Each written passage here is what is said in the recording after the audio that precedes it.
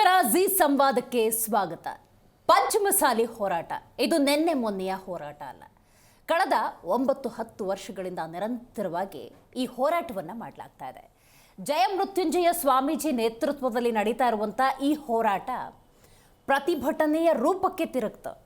ಬಹಳ ಮುಖ್ಯವಾಗಿ ಕಡೆ ಪಕ್ಷ ಸಿದ್ದರಾಮಯ್ಯನವರ ಅವಧಿಯಲ್ಲಾದರೂ ಕೂಡ ತಮ್ಮ ಹೋರಾಟಕ್ಕೆ ಸರಿಯಾದಂತಹ ಫಲಶ್ರುತಿ ಸಿಗುತ್ತೆ ಅನ್ನುವಂಥ ವಿಶ್ವಾಸದ ನಡುವೆ ಹಾಗೂ ಅಧಿವೇಶನ ಆಗ್ತಾ ಇದೆ. ಈ ಅಧಿವೇಶನದ ಸಂದರ್ಭದಲ್ಲಿ ಪಂಚಮಸಾಲಿ 2A ಮೀಸಲಾತಿ ಕುರಿತಂತೆ ನೆನಪು ಮಾಡುವಂಥ ಒಂದು ಪ್ರಯತ್ನವನ್ನು ಜಯಮೃತ್ಯುಂಜಯ ಸ್ವಾಮೀಜಿ ಮತ್ತು ಬೆಂಬಲಿಗರು, ಅನುಯಾಯಿಗಳು, BJPಯ ಶಾಸಕರು, ನಾಯಕರು ಅನುಸರಿಸ್ತಾರೆ. ಈ ಸಂದರ್ಭದಲ್ಲಿ ಜಯಮೃತ್ಯುಂಜಯ ಸ್ವಾಮೀಜಿ ಮತ್ತು ಪೊಲೀಸರ ನಡುವೆ ಮಾತಿನ ಚಕಮಕಿ ನಡೆಯುತ್ತೆ, ವಾಗ್ವಾದ ನಡೆಯುತ್ತೆ. ಆಗ ಪೊಲೀಸ್ ಜೀಪುಗಳ ಮೇಲೆ ಕಲ್ಲು ತೂರಾಟ ನಡೆಯುತ್ತೆ. ಪ್ರತ್ಯುತ್ತರ ಆ ಪ್ರತಿಭಟನಾ ನಿರತರ ಮೇಲೆ ಕಲ್ಲು ತೂರಾಟ. ರೈಟ್, ಆರಂಭಿಕ ಹಂತದಲ್ಲಿ ನಾವು ನೋಡ್ತಾ ಹೋಗೋದಾದರೆ ಇದು ಕೇವಲ ಪಂಚಮಸಾಲಿ ಹೋರಾಟ ಇತ್ತು. 2A ಮೀಸಲಾತಿಗಾಗಿ BJP ಸರ್ಕಾರದ ಅವಧಿಯಲ್ಲೂ, JDSನ ಅವಧಿಯಲ್ಲೂ, ಕಾಂಗ್ರೆಸ್ನ ಅವಧಿಯಲ್ಲೂ ಕೂಡ ನಿರಂತರವಾಗಿ ಮಾತುಕತೆ, ಮನವಿ ಪತ್ರ, ಪ್ರತಿಭಟನೆ ಇಲ್ಲಿಗೆ ಸೀಮಿತವಾಗಿದ್ದಂತಹ ಸಂದರ್ಭದಲ್ಲಿ ಇವತ್ತು ಕರ್ನಾಟಕ ಕಾಂಗ್ರೆಸ್ ಅಂದ ಸಂದರ್ಭದಲ್ಲಿ ಲಾಠಿ ಏಟಿಗೆ ಬಂದು ನಿಂತ್ಕೊಂಡಿರೋದು ರಾಜಕೀಯ ರೂಪವನ್ನು ಪಡೆದುಕೊಂಡಿದೆ. ಹಾಗಾಗಿ ಇವತ್ತಿನ ನಮ್ಮ ಕಾರ್ಯಕ್ರಮದಲ್ಲಿ ಈ ಪಂಚಮಸಾಲಿ ಹೋರಾಟ ಅಂದ್ರೇನು, ಯಾಕೆ ಲಾಠಿ ರುಚಿಯನ್ನು ಕೊಡುವ ಮಟ್ಟಕ್ಕೆ ಹೋಯಿತು, ಇದಕ್ಕೆ ತಾರ್ಕಿಕ ಅಂತ್ಯ ಅನ್ನೋದು ಸಿಗೋದಿಲ್ಲ. ನುಡಿದಂತೆ ನಡೆಯುತ್ತಿದ್ದೇವೆ ಅಂತ ಹೇಳ್ತಿರುವಂಥ ಕರ್ನಾಟಕ ಕಾಂಗ್ರೆಸ್ ಈ ಹೋರಾಟಕ್ಕೆ ಒಂದು ಸರಿಯಾದಂತಹ ಫಲಶ್ರುತಿಯನ್ನು ಅಥವಾ ಫಲಿತಾಂಶವನ್ನು ಕೊಡುವಂಥ ನಿಟ್ಟಿನಲ್ಲಿ ಕಟಿಬದ್ಧವಾಗಿ ನಿಂತುಕೊಳ್ಳುತ್ತಾ. ಇದೆಲ್ಲದರ ಬಗ್ಗೆ ಕೂಲಂಕುಷವಾಗಿ ಚರ್ಚೆಯನ್ನು ಮಾಡೋಣ. ನಾನು ದಿವೇಶ್ರೀ.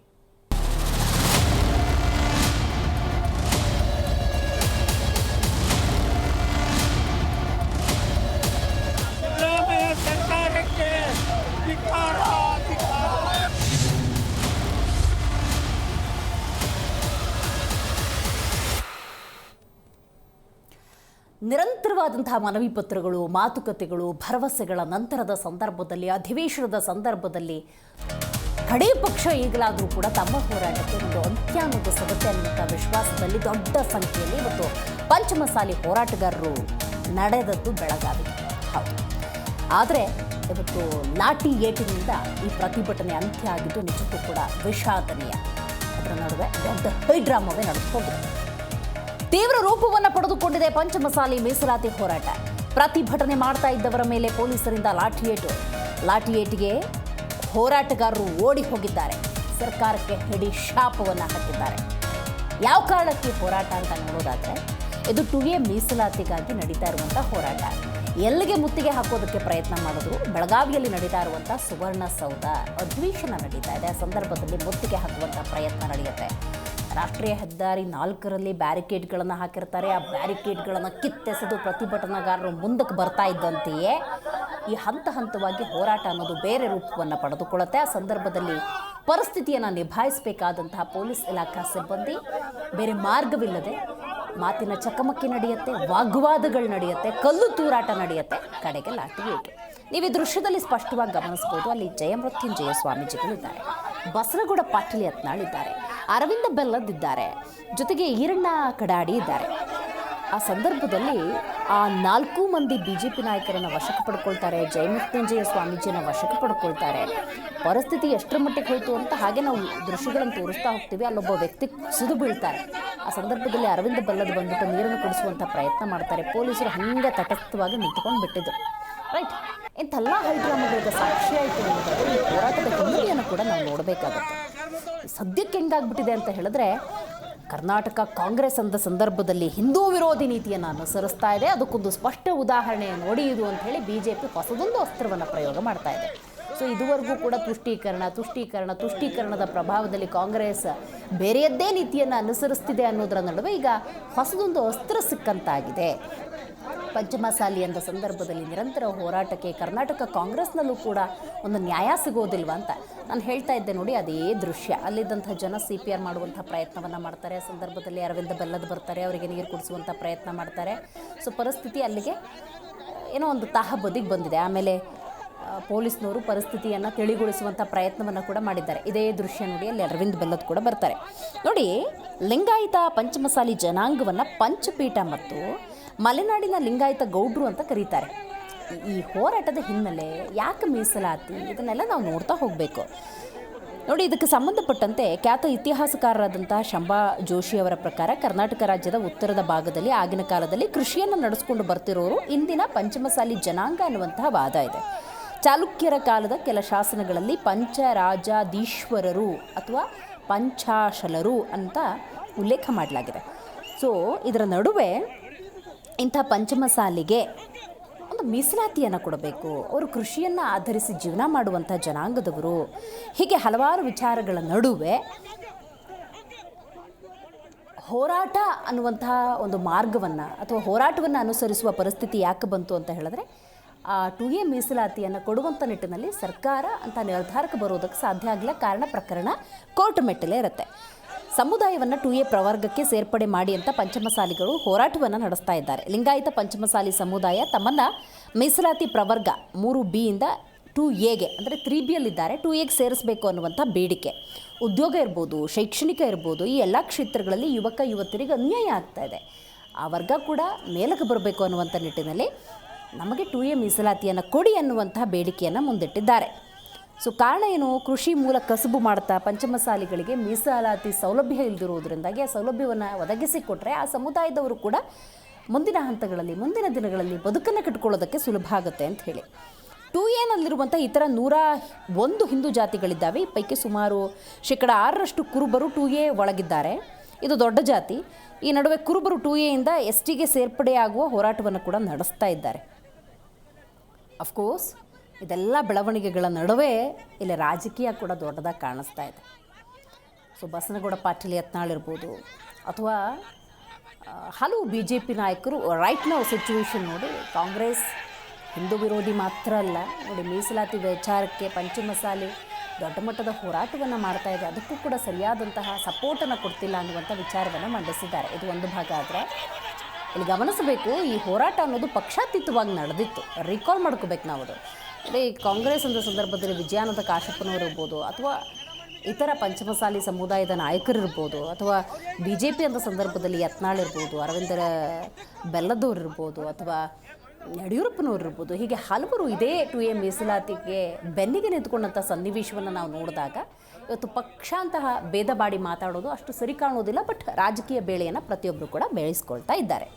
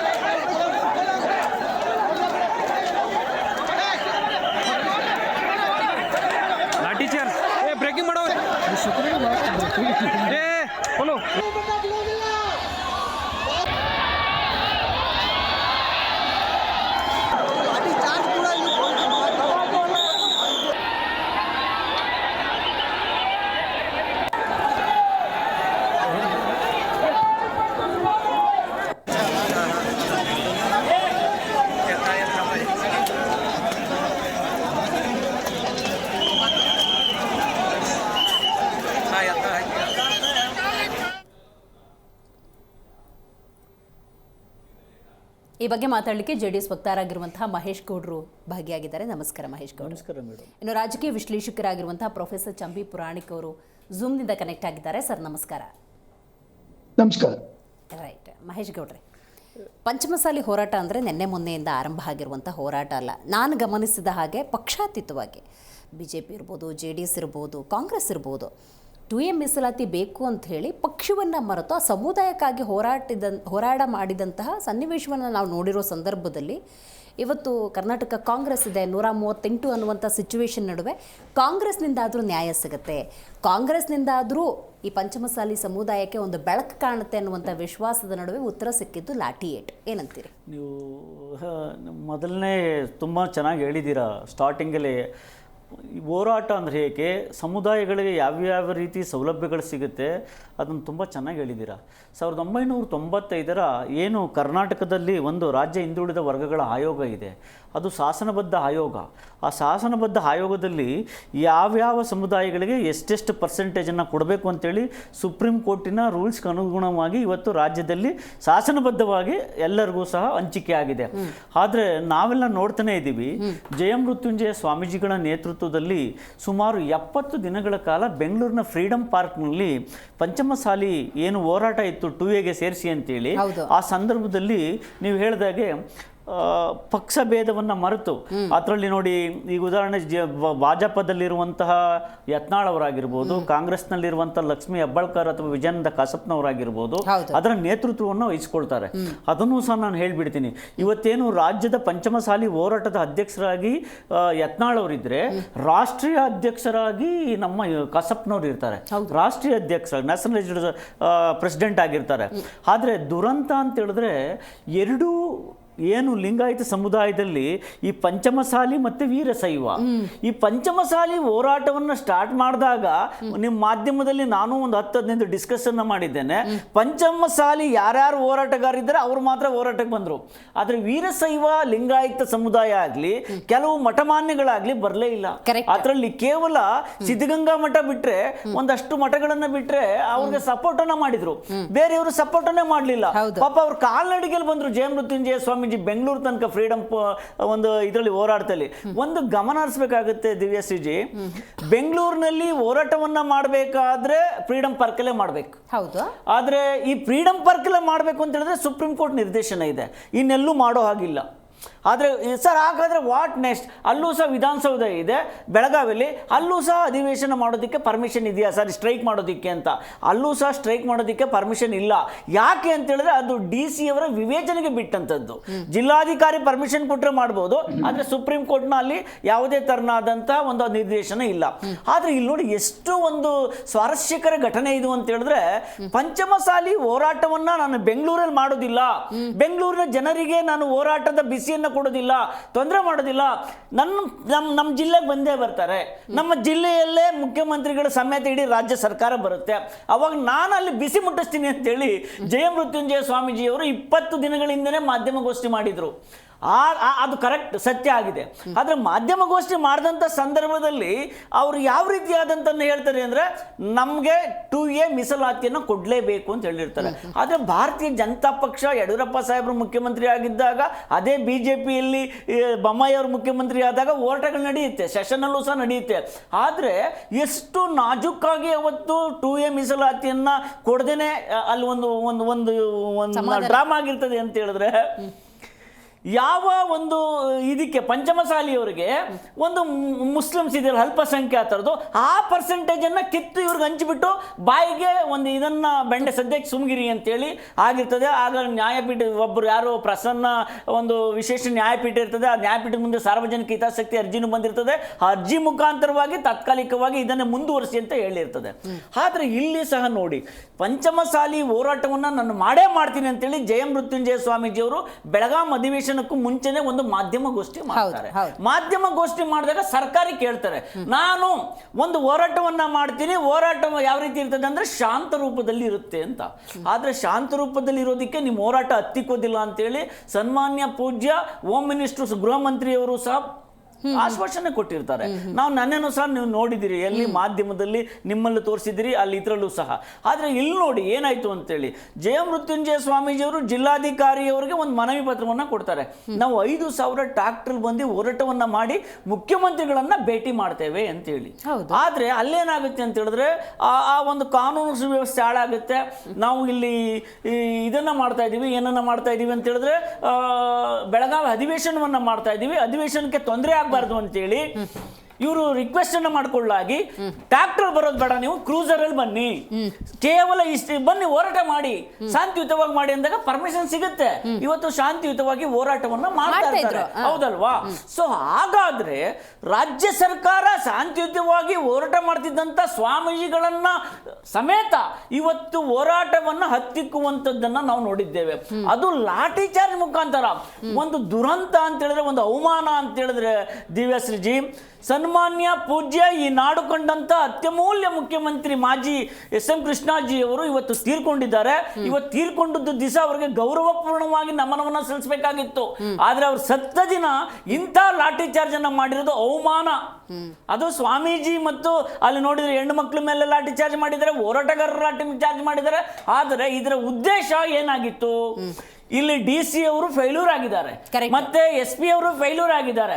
ಜೊತೆಗೆ ಸ್ವಾಮೀಜಿ ಅವರು ಕೇಳ್ಕೊಳ್ತಾರೆ, 3 ಜನ ಏನಲ್ಲಿ ಮಂತ್ರಿಗಳು ಬಂದಿದ್ದಾರೆ, ಸ್ವಾಮೀಜಿ ಅವರೇ ದಯವಿಟ್ಟು ಕೈ ಬಿಡಿ, ನೀವು ಬನ್ನಿ ಮುಖ್ಯಮಂತ್ರಿ ಅವರನ್ನ ಭೇಟಿ ಮಾಡಿಸ್ತೀವಿ ಅಂತ ಹೇಳಿ ಇವರು ಕರ್ಕೊಂಡು ಹೋಗ್ಬೇಕಾಗಿತ್ತು ಸ್ವಾಮೀಜಿ ಅವ್ರನ್ನ. ಮುಖ್ಯಮಂತ್ರಿ ಅವರು ಮಾಧ್ಯಮಗೋಷ್ಠಿಯಲ್ಲಿ ಹೇಳ್ತಾರೆ, ನಾವು ವಚನಕ್ಕೆ ಅವಕಾಶ ಕೊಟ್ಟಿದ್ದೆ ಬರಲೇ ಇಲ್ಲ ಅಂತ ಸುಳ್ಳು ಹೇಳ್ತಾರೆ.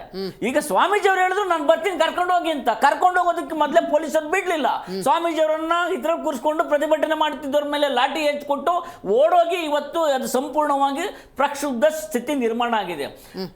ಸ್ಪೀಕರ್ ಒಂದು ಮಾತನಾಡಿದ್ದಾರೆ, 15 ಕೋಟಿಯಿಂದ 30 ಕೋಟಿ ಖರ್ಚು ಮಾಡಿ ನಾವು ಈ ಬಾರಿ ಉತ್ತರ ಕರ್ನಾಟಕದಲ್ಲಿ ಸೆಷನ್ ಅನ್ನ ಮಾಡ್ತಾ ಇದೀವಿ ಅಂತ. ಯಾವ ದುರುದ್ದೇಶಕ್ಕೆ ಸೆಷನ್ ಮಾಡ್ತಾ ಇದ್ದೀರಾ? ರೈಟ್, ಅಲ್ಲಿಗೆ ಬರ್ತೀನಿ, ಮಾಹಿತಿಯನ್ನು ಪಡ್ಕೊಳ್ತೀನಿ. ಪುರಾಣಿಕ್ ಸರ್, ಪಂಚಮಸಾಲಿ ಹೋರಾಟ ಅಂದ್ರೆ ಬಹಳಷ್ಟು ವರ್ಷಗಳಿಂದ ಆಗ್ತಾ ಇದೆ. ನಾವು BJP ಆಡಳಿತ ಮಾಡಿರೋದು ನೋಡಿದ್ದೀವಿ, JDS ಆಡಳಿತ ಮಾಡಿರೋದನ್ನು ನೋಡಿದ್ದೀವಿ, ಕಾಂಗ್ರೆಸ್ ಆಡಳಿತ ಮಾಡಿರೋದನ್ನು ನೋಡಿದ್ದೀವಿ. ಯಾರು ಕೂಡ ಈ ಮೀಸಲಾತಿ ವಿಚಾರದಲ್ಲಿ ಒಂದು ಸ್ಟ್ಯಾಂಡಿಗೆ ಬರೋದಕ್ಕೆ ಸಾಧ್ಯ ಆಗ್ತಾ ಇಲ್ಲ ಅಂದರೆ ಕಾನೂನಿನ ತೊಡಕುಗಳನ್ನು ಕೂಡ ಗಮನಿಸಬೇಕಾಗತ್ತೆ ಸರ್. ಈಗ ಒಂದು ಸುದ್ದಿ ಅಂದರೆ ಹೆಂಗೆ 2 ಮುಖ ಇದ್ದೇ ಇರುತ್ತೆ ಅನ್ನೋದಾದರೆ, ಈ ಮಟ್ಟಿಗಿನ ಹೋರಾಟ, ಇಷ್ಟು ದೊಡ್ಡ ಬೆಂಬಲ ಇದೆ, ಸ್ವಾಮೀಜಿಯೇ ನೇತೃತ್ವ ವಹಿಸ್ಕೊಂಡು ಈ ಹೋರಾಟವನ್ನು ಮಾಡ್ತಿದ್ದಾರೆ ಅಂದರೆ ಯಾಕೆ ಆಗ್ತಿಲ್ಲ ಅನ್ನೋದು ನೋಡಬೇಕು. ಮೀಸಲಾತಿ ಕೊಡಬಹುದು ಅಂದರೆ ಯಾವ ಸಾಧ್ಯತೆಗಳ ಮೂಲಕ ಇದನ್ನು ತಿಳಿಸ್ಕೊಡ್ಬೋದಾ? ಮೊದಲು ನಮ್ಮ JDS ಮಿತ್ರರು ಹೇಳಿದಾಗ ಇವತ್ತು ಒಂದು ಮೌರ್ನಿಂಗ್ ಡೇ, ಶೋಕಾಚರಣೆಯ ದಿನ. ಅದರಿಂದ SM ಕೃಷ್ಣರವರಿಗೆ ಅವರ ಅಗಲಿದ ಆತ್ಮಕ್ಕೆ ನಮ್ಮ ನಮನಗಳು ನಿಮ್ಮೆಲ್ಲರ ಪರವಾಗಿ ನಮ್ಮ ಗೌರವವನ್ನು ಸಲ್ಲಿಸ್ತೇವೆ. ಆದ್ರೆ ಅವ್ರು ಹೇಳಿದಾಗ ಇಂಥ ದಿವಸ ಈ ರೀತಿಯ ಒಂದು ಪ್ರತಿಭಟನೆ ಅಂತಕ್ಕಂಥದ್ದು ಶಾಂತಿಯುತವಾಗಿದ್ದು ಶಿಸ್ತುಬದ್ಧವಾಗಿದ್ದು ಅದು ಉಗ್ರ ಹೋರಾಟಕ್ಕೆ ಕನ್ವರ್ಟ್ ಆಯ್ತು ಅಂದ್ರೆ ಅದೊಂದು ರೀತಿಯಲ್ಲಿ ಅದನ್ನ ಎಕ್ಸ್ಪೆಕ್ಟ್ ಮಾಡ್ಬೋದಿತ್ತು ಆಡಳಿತಗಾರರು. ಇಲ್ಲಿ ಮುಖ್ಯಮಂತ್ರಿಗಳು 10 ಜನರಿಗೆ ಆಹ್ವಾನ ನೀಡಿದ್ದೀನಿ ಅಂತಾರೆ.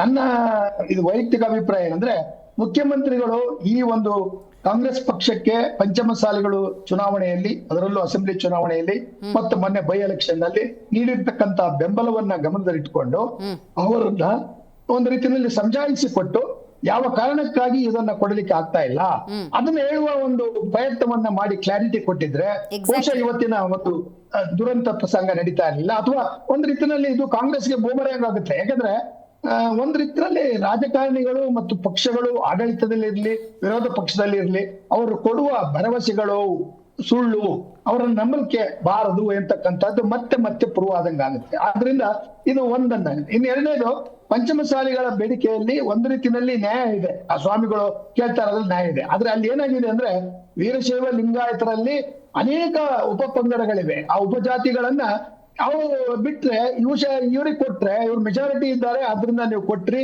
ವೋಟ್ ಬ್ಯಾಂಕ್ ಗೋಸ್ಕರ ಎಂತಕ್ಕಂತ ಒಂದು ಆಪಾದನೆ ಬರುತ್ತೆ ಅನ್ನೋದು ಒಂದು. ಎರಡನೇದು, ಸಿದ್ದರಾಮಯ್ಯನವರು OBC ನಾಯಕರು, ಅವ್ರಿಗಿರ್ತಕ್ಕಂಥ ವೋಟ್ ಬ್ಯಾಂಕ್ ಬಲ OBC ಪ್ರೈಮರಿಲಿ. ಆಮೇಲೆ ಒಂದ್ ರೀತಿಯಲ್ಲಿ ಬೇರೆ ಬೇರೆ ಸಣ್ಣ ಸಣ್ಣ ಇದ್ರದ್ದು ಗುಂಪುಗಳಿದೆ. ಸೊ ಅದರಿಂದ ಅವರು ಅಲ್ಲಿ 106 OBC ಏನು ಜಾತಿಗಳನ್ನ ಗುರುತಿಸಿದ್ದಾರೆ, ಅದಕ್ಕೆ ಇವ್ರನ್ನ ಸೇರಿಸಿದ್ರೆ ಮತ್ತೆ ಇದು ಇನ್ನೂ ರೀತಿ ಬೆಳೀತಾ ಹೋಗ್ತದೆ ಅಂತಕ್ಕಂಥದ್ದನ್ನ ಬಹುಶಃ ಒಳಗಡೆ ಗಮನದಲ್ಲಿ ಇಟ್ಕೊಂಡಿದ್ದಾರೆ. ಅಂದ್ರೆ ಏನಾಯ್ತು, ವೈಜ್ಞಾನಿಕವಾಗಿ ಪ್ರಾಮಾಣಿಕವಾಗಿ ಪಾರದರ್ಶಕವಾಗಿ ಈ ರೀತಿಯ ಒಂದು ಸಂದಿಗ್ಧ ಪರಿಸ್ಥಿತಿಯನ್ನ ವಿವರಿಸ್ತಕ್ಕಂತ ಪ್ರಯತ್ನವನ್ನ ಮಾಡುವುದರಲ್ಲಿ ನಮ್ಮ ಸರ್ಕಾರ ವಿಫಲವಾಗಿದೆ. ಆಮೇಲೆ BJP ಅವರಷ್ಟೇನೆ, ಅವರು ಒಂದು ರೀತಿಯಲ್ಲಿ ಕಣ್ಣೊರೆಸೋ ತಂತ್ರವನ್ನ ಮಾಡಿ ಅವ್ರನ್ನ 3B ಹಾಕಿ ಮುಸ್ಲಿಂ ಕಿತ್ತು ಇಲ್ಲಿ ಕೊಟ್ರು. ಅಂದ್ರೆ ಆಯ್ತು, ಸುಪ್ರೀಂ ಕೋರ್ಟ್ ನಲ್ಲಿ ಅದನ್ನ ಒಂದು ರೀತಿಯಲ್ಲಿ ಪ್ರಶ್ನೆ ಮಾಡಿದಾಗ ಅವರ ಒಂದು ಅಫಿಡವಿಟ್ ಅನ್ನ ಕೊಡ್ತಾರೆ, ಇದನ್ನ ನಾವು ಜಾರಿಗೊಳಿಸ್ತೇವೆ, ತಡೆ ಹಿಡೀರಿ ಅಂತ. ಆದ್ರೆ ತಡೆ ಹಿಡಿಯುವ ಸ್ಟೇಟಸ್ ಕೋ ಅಪ್ರೋಚ್ ಅನ್ನ ಬಹುಶಃ ಜಾಣ ಅಧಿಕಾರಿಗಳು ಮತ್ತು ರಾಜಕಾರಣಿಗಳು ಇದನ್ನ ಒಂದು ನೆಪವಾಗಿ ಬಳಸ್ತಾರೆ ಹೊರತು ಯಾವುದೇ ಒಂದು ಸಮಸ್ಯೆಯನ್ನು ಹುಟ್ಟುಹಾಕುವವರು ರಾಜಕಾರಣಿಗಳೇ, ಅದನ್ನ ಉಲ್ಬಣಗೊಳಿಸ್ತಕ್ಕಂಥವ್ರು ರಾಜಕಾರಣಿಗಳೇ, ಮತ್ತೆ ಅದಕ್ಕೆ ಯಾವುದೇ ಒಂದು ರೀತಿಯ ತೇಪೆ ಹಾಕುವ ಪರಿಹಾರವನ್ನ ನೀಡ್ತಾ ಇದ್ದಾರೆ. ಅಂದ್ರೆ ನನ್ನ ಪ್ರಕಾರ ಇದು ಒಂದು ತೇಪೆ ಹಾಕುವ ಪರಿಹಾರವನ್ನ ನೀಡಿದ್ರಿಂದ ಪಂಚಮಸಾಲಿಗಳು ಇದನ್ನು ಹೋಗ್ತಾ ಇಲ್ಲ. ಅವ್ರಿಗೆ ಏನಾದ್ರು ನೀವು ವೈಜ್ಞಾನಿಕವಾಗಿ ಅವ್ರನ್ನ ಈ ರೀತಿ ಕನ್ವಿನ್ಸ್ ಮಾಡ್ತಕ್ಕಂತ ಒಂದು ಧೈರ್ಯವನ್ನ ತೋರಿಸಿದ್ರೆ ಬಹುಶಃ ನಿಮ್ಮ ಸರ್ಕಾರದಲ್ಲಿ ನಂಬಿಕೆ ಇರ್ತಾ ಇತ್ತು. ಮುಖ್ಯಮಂತ್ರಿಗಳೇ ಎಲ್ಲದಕ್ಕೂ ಮುಂಚೆ ನಿನ್ನೆ ಈವ್ನಿಂಗ್ ಅಥವಾ ಇವತ್ತು ಬೆಳಿಗ್ಗೆನೆ ಈ ಗಲಾಟೆ ಆಗೋಕ್ ಮುಂಚೆನೆ ಒಂದು ಎಲ್ಲ ರಕ್ಷಣೆಯನ್ನ ಇಟ್ಕೊಂಡು ಹೋಗಿದ್ರೆ ಅವ್ರು ಯಾರು ಹಿಂಸೆ ಹೋರಾಟಗಾರರಲ್ಲ, ಅವರೆಲ್ಲ ಬೇಡಿಕೆಯನ್ನು ಇಟ್ಟಿರ್ತಕ್ಕಂಥ ಅವ್ರಿಗೊಂದು ರೀತಿಯಲ್ಲಿ ಮುಖ್ಯಮಂತ್ರಿಗಳಲ್ಲಿ ಗೌರವ ಭರವಸೆ ಬರ್ತಾ ಇತ್ತು. ಆ ಒಂದು ಚಾನ್ಸ್ ಅನ್ನು ಮುಖ್ಯಮಂತ್ರಿ ತಗೊಂಡ್ರು. ಬಿಜೆಪಿಯವರು ಗಂಭೀರವಾಗಿ ಆರೋಪ ಮಾಡ್ತಾ ಇದ್ದಾರೆ ಕೂಡ. ಕರ್ನಾಟಕ ಕಾಂಗ್ರೆಸ್ ಅಂದಾಗ ತುಷ್ಟೀಕರಣ, ಒಂದು ಸಮುದಾಯದ ಓಲೈಕೆಗೆ ನಿಂತಿದೆ ಅಂತ ಆರೋಪ ಮಾಡೋಕ್ಕೂ, ಅಧಿವೇಶನದ ಸಂದರ್ಭದಲ್ಲಿ ಶಾಂತಿಯುತ ಹೋರಾಟ ಮಾಡ್ತಿದ್ದ ಸಂದರ್ಭದಲ್ಲೇ ಆಗುವಂಥ ಲಾಠಿ ಪ್ರಹಾರಕ್ಕೂ ಈಗ ತಾಳಮೇಳ ಚೆನ್ನಾಗಿ ಆಗೋದ್ರಿಂದಾಗಿ ಹಿಂದೂ ವಿರೋಧಿ ಅಂತಿದ್ರು ಈಗ ಬಿಜೆಪಿಯವರು. ಈಗ ಅದ್ರ ಜೊತೆಗೀಗ ಪಂಚಮಸಾಲಿ ಹೋರಾಟದ ವಿರೋಧಿ ನೀತಿಯನ್ನು ಅನುಸರಿಸ್ತಾ ಇದೆ. ನೋಡಿ, ಹೋರಾಟಕ್ಕೆ ಲಾಠಿ ಏಟು ಅಂತ ಹೇಳಿ ಅಸ್ತ್ರ ಕೊಟ್ಟಂಗಾಯ್ತಲ್ಲ ಅಂತ. ಇವರು ಬಿಜೆಪಿಯವರು ಒಂದು ದೊಡ್ಡ ತಪ್ಪನ್ನು ಮಾಡಿದ್ದಾರೆ. ಅವ್ರು 2A ಕೊಡ್ತಿರೋದ್ರಿಂದ ಅದನ್ನ ಸಮರ್ಥನೆ ಮಾಡುವ ಒಂದು ನೆಪದಲ್ಲಿ ಅಲ್ಲಿಗೆ ಹೋಗಿಲ್ಲ. ಇವರು ಹೋಗ್ಬೇಕಾಗಿತ್ತು. ಅಲ್ಲಿ ಬಸವರಾಜ್ ಪಾಟೀಲ್, ಯತ್ನಾಳ್ ಮತ್ತೆ ಸ್ವಾಮೀಜಿ ಜಯ ಮೃತ್ಯುಂಜಯ ಸ್ವಾಮಿ ಇದ್ದಾರೆ ನಿಜ. ಉಳಿದ ನಾಯಕರುಗಳು ಅವರು ಎಲ್ಲ ಇರ್ಬೇಕಾಗಿತ್ತು. ಕನ್ನಡಿ ಸಂಗಣ್ಣ ಇದ್ದಾರೆ, ಮತ್ತೆ ಅನೇಕ ನಾಯಕರುಗಳು ಅವತ್ತು ಹೋಗಿಲ್ಲ. ಅವ್ರು ಕಾಂಗ್ರೆಸ್ ಪಕ್ಷದಲ್ಲಿ ಇರ್ಬೋದು ಅಥವಾ ಬಿಜೆಪಿನಲ್ಲಿ ಇರ್ಬೋದು. ಲಕ್ಷ್ಮೀ ಹೆಬ್ಬಾಳ್ಕರ್ ಹೋಗಿಲ್ಲ. ಕಾರಣ ಏನು? ಪಕ್ಷದಿಂದ ಅವ್ರಿಗೆ ಒಂದು ನೋಟಿಸ್ ಬರುತ್ತೆ ಅನ್ನೋ ಭಯದಿಂದ. ಆದ್ರಿಂದ ನನ್ನ ಪ್ರಕಾರ ಇದು ಒಂದು ಪೊಲಿಟಿಕಲ್ ಗೇಮ್, ರಾಜಕೀಯ ಚದುರಂಗದ ಆಟವನ್ನ ರಾಜಕೀಯ ಪಕ್ಷಗಳು ಆಡಳಿತ ಇರಲಿ ಮತ್ತು ವಿರೋಧ ಪಕ್ಷ ಇರಲಿ ಮಾತ್ರ ಬಂದಿದ್ದಾರೆ. ಆದ್ರಿಂದ ಇದು ಒಂದು ತಾತ್ಕಾಲಿಕವಾದ ಎಫೆಕ್ಟ್ ಅನ್ನ ಮಾಡುತ್ತೆ ಹೊರತು ಶಾಶ್ವತವಾದ ಪರಿಹಾರಕ್ಕೆ ಕೊಂಡೊಯ್ಯತಕ್ಕಂತ ಒಂದು ಹೋರಾಟ ಆಗ್ಲಿಕ್ಕಿಲ್ಲ. ಅದಕ್ಕೆ ನಮ್ಮ ಎಲ್ಲ ಕರ್ನಾಟಕದ ಜನತೆ ಪರವಾಗಿ ಸ್ವಾಮಿಗಳಿಗೆ ಮತ್ತು ಯತ್ನಾಳ್ ಎಲ್ಲರೂ ನಾವು ಕೇಳೋದೇನೆಂದ್ರೆ, ಇದನ್ನ ಕುಂತು ಪರಿಶೀಲಿಸಿ ಕಾನೂನಿನ ಪ್ರಕಾರ ಎಲ್ಲಿ ಸಾಧ್ಯವೋ ಅದನ್ನು ಕೊಡಿ. ಯಾರೋ ಕಿತ್ತು ಕೊಡುವುದಲ್ಲ. ಇನ್ನು ಸೇರಿಸಬೇಕಾದ್ರೆ ಎಷ್ಟು ಜನ ಸೇರಿಸಬೇಕು? ಒಂದು ವೈಜ್ಞಾನಿಕವಾದ ಈ ವರದಿಯನ್ನ, ಹಿಂದುಳುವಿಕೆಯ ವರ್ಗವನ್ನ ಅಥವಾ ಒಂದು ಗುಂಪನ್ನ, ಅವರ ಒಂದು ಪರಿಸ್ಥಿತಿಯನ್ನ ಸಾಮಾಜಿಕ ಆರ್ಥಿಕ ಸನ್ನಿವೇಶಗಳ ಆಧಾರದ ಮೇಲೆ ಮಾಡಿದ್ರೆ ಬಹುಶಃ ಎಲ್ಲ ನಾಗರಿಕರು, ಸಿವಿಲೈಸ್ ಪೀಪಲ್ ಹೋಗ್ತಾರೆ ಅಂತ ನನ್ನ ಭಾವನೆ. ಓಕೆ, ರೈಟ್ ಸರ್, ಮಾತಾಡ್ತೀನಿ. ಇದೀಗ ನಮ್ಮ ಕಾರ್ಯಕ್ರಮದಲ್ಲಿ ಬಿಜೆಪಿ ವಕ್ತಾರರಾಗಿರುವಂತಹ ರತನ್ ಪೂಜಾರಿ ಅವರು ಜಾಯ್ನ್ ಆಗಿದ್ದಾರೆ. ನಮಸ್ಕಾರ ರತನ್ ಅವರೇ. ಇವತ್ತು ಪಂಚಮಸಾಲಿ ಹೋರಾಟ ಬೆಳಗಾವಿ ಅಧಿವೇಶನದ ಸಂದರ್ಭದಲ್ಲೇ ಮಾಡಿದ್ರೆ ಒಂದು ನಂಬಿಕೆ ಇತ್ತು. ಕರ್ನಾಟಕ ಕಾಂಗ್ರೆಸ್ ಅಂದ ಸಂದರ್ಭದಲ್ಲಿ ಹಲವಾರು ವಿಚಾರಗಳಲ್ಲಿ ಪಾಸಿಟಿವ್ ಆಗಿದೆ, ಗ್ಯಾರಂಟಿ ಯೋಜನೆಗಳನ್ನು ಕೊಟ್ಟಿದೆ, ಜನಪರ ಸರ್ಕಾರ ಅಂತ ಹೇಳ್ತಿದ್ದಾರೆ. ಇದರ ನಡುವೆ ಪಂಚಮಸಾಲಿ ಹೋರಾಟಕ್ಕೂ ಒಂದು ಪಾಸಿಟಿವ್ ರೆಸ್ಪಾನ್ಸ್ ಸಿಗ್ಬೋದು ಅಂತ ಹೇಳಿ ನೆನಪು ಮಾಡುವಂಥ ಪ್ರಯತ್ನವನ್ನು ಪ್ರತಿಭಟನೆಯ ಮೂಲಕ ಮಾಡಿದ್ರೋ ಏನೋ. ಆದರೆ ಪ್ರತಿಭಟನಾ ನಿರತರು ಯಾರು ಕೂಡ ಎಕ್ಸ್ಪೆಕ್ಟ್ ಮಾಡಿರಲಿಲ್ಲ ಅನ್ಸುತ್ತೆ ಲಾಠಿ ಏಟನ್ನು. ಇವತ್ತು ಕರ್ನಾಟಕದಲ್ಲಿ ಎರಡು ರೀತಿಯಲ್ಲಿ ಕರಾಳ ದಿನ ಅಂತ ಹೇಳಲಿಕ್ಕೆ ಬಯಸ್ತೀನಿ. ನಂಬರ್ 1, ಈ ರಾಜ್ಯ ಕಂಡಂಥ ಒಂದು ಉತ್ತಮ ಸ್ಟೇಟ್ಸ್ಮನ್ ಆ್ಯಂಡ್ ಒಂದು ಹೃದಯವಂತ ರಾಜಕಾರಣಿಯನ್ನು ನಾವು ಕಳ್ಕೊಂಡಿದ್ದೀವಿ, SM ಕೃಷ್ಣ ಅವರು. ಮೊದಲನೇದಾಗಿ ಹೃದಯಪೂರ್ವಕವಾದಂಥ ಒಂದು ಶ್ರದ್ಧಾಂಜಲಿಯನ್ನು ಹೇಳಲಿಕ್ಕೆ ಬಯಸ್ತೀನಿ. SM ಕೃಷ್ಣ ಅವರ ಕೊಡುಗೆ ಈ ರಾಜ್ಯಕ್ಕೆ ಬಹಳ ಅಪಾರವಾದಂಥದ್ದು. ಕರ್ನಾಟಕದಲ್ಲಿ IT ಹಬ್ ಸ್ಥಾಪನೆ ಮಾಡೋದಿರ್ಬೋದು, ಫ್ಲೈಓವರ್ ಇರ್ಬೋದು, ಸ್ವಸಹಾಯ ಸಂಘಗಳನ್ನು ಸ್ಥಾಪನೆಯಲ್ಲಿ ಅವರು ಪ್ರೇರೇಪಣೆ ಕೊಟ್ಟದ್ದಿರ್ಬೋದು, ಆನಂತರ ಬಿಸಿಯೂಟ ಇರ್ಬೋದು. ಹೀಗೆ ಹಲವಾರು ಈ ಒಂದು ಸಿಸ್ಟಮ್ಯಾಟಿಕ್ ಚೇಂಜಸ್ಸನ್ನು ತರುವಂಥ ಒಂದು ಯೋಜನೆಗಳನ್ನು ತಂದ ಮುಖ್ಯಮಂತ್ರಿಗಳಲ್ಲಿ ಒಬ್ಬ ಶ್ರೇಷ್ಠ ಮುಖ್ಯಮಂತ್ರಿಗಳು ಅಂತ ಹೇಳಲಿಕ್ಕೆ ಬಯಸ್ತೀನಿ. ಅದರಿಂದಾಗಿ ಅವರ ಒಂದು ನಿಧನ ಏನಿದೆ ಅದು ಕರ್ನಾಟಕಕ್ಕೆ ಒಂದು ಕರಾಳ ದಿನ ಅಂತಲೇ ಹೇಳ್ಬೋದು. ಹಾಗೂ ಹೃದಯಪೂರ್ವಕವಾಗಿ ನಾನು ಶ್ರದ್ಧಾಂಜಲಿ ಸಲ್ಲಿಸ್ತಾ, ಕರ್ನಾಟಕ ಒಂದು ಬಹಳ ಒಂದು ಏನಂತ ಹೇಳ್ತಾರೆ, it's a big loss for Karnataka ಅಂತ ಹೇಳಿ ಬಯಸ್ತೇನೆ, ನಂಬರ್ 1. ಎರಡನೇದಾಗಿ, ಈ ದೇಶದಲ್ಲಿ ಬಾಬಾ ಸಾಹೇಬ್ ಅಂಬೇಡ್ಕರ್ ಅವರು ಏನು ಕೊಟ್ಟಿದ್ದಾರೆ ಅದರಲ್ಲಿ ಪ್ರತಿಭಟಿಸುವಂಥ ಹಕ್ಕು ಒಂದು ಶ್ರೇಷ್ಠವಾದ ಹಕ್ಕನ್ನು ಕೊಟ್ಟು ಹೋಗಿದ್ದಾರೆ. ಫಂಡಮೆಂಟಲ್ ರೈಟ್ಸ್ ಏನಿದೆ ಅದರಲ್ಲಿ ಪ್ರತಿಭಟಿಸುವಂಥದ್ದು, ಅವ್ರಿಗೆ ಯಾವಾಗ ಅನ್ಯಾಯ ಆಯಿತು ಅಂತ ಅನಿಸುತ್ತೋ ಆವಾಗ ಪ್ರತಿಭಟಿಸುವಂಥ ಒಂದು ಹಕ್ಕಿದೆಯಲ್ವಾ, ಅದನ್ನು ಕೊಟ್ಟು ಹೋಗಿದ್ದಾರೆ.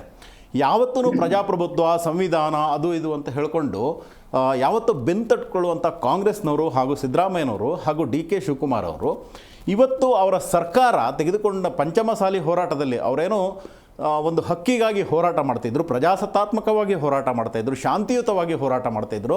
ಅವರ ಮೇಲೆ ಲಾಠಿ ಚಾರ್ಜ್ ಮಾಡುವಂಥ ಅಮಾನವೀಯ ಕೆಲಸ ಏನು ಮಾಡಿದ್ದಾರೆ ಈ ಕಾಂಗ್ರೆಸ್ ಸರ್ಕಾರದವರು, ಇದನ್ನು ಭಾರತೀಯ ಜನತಾ ಪಾರ್ಟಿ ತೀವ್ರವಾಗಿ ಖಂಡಿಸುತ್ತೆ. ಹಾಗೂ ಇದು ಪ್ರಜಾಪ್ರಭುತ್ವ ವಿರೋಧಿ ನಡೆ ಅಂತ ಹೇಳಲಿಕ್ಕೆ ಬಯಸ್ತೀನಿ.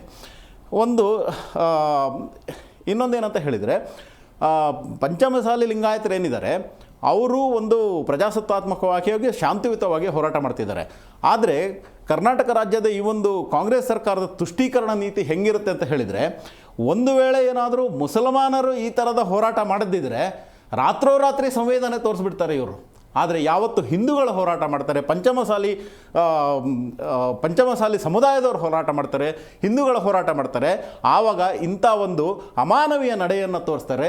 ಇದು ಹಿಂದೂ ವಿರೋಧಿ ಸರ್ಕಾರ, ಪಂಚಮಸಾಲಿ ವಿರೋಧಿ ಸರ್ಕಾರ, ಪ್ರಜಾಪ್ರಭುತ್ವ ವಿರೋಧಿ ಸರ್ಕಾರ, ಸಂವಿಧಾನ ವಿರೋಧಿ ಸರ್ಕಾರ.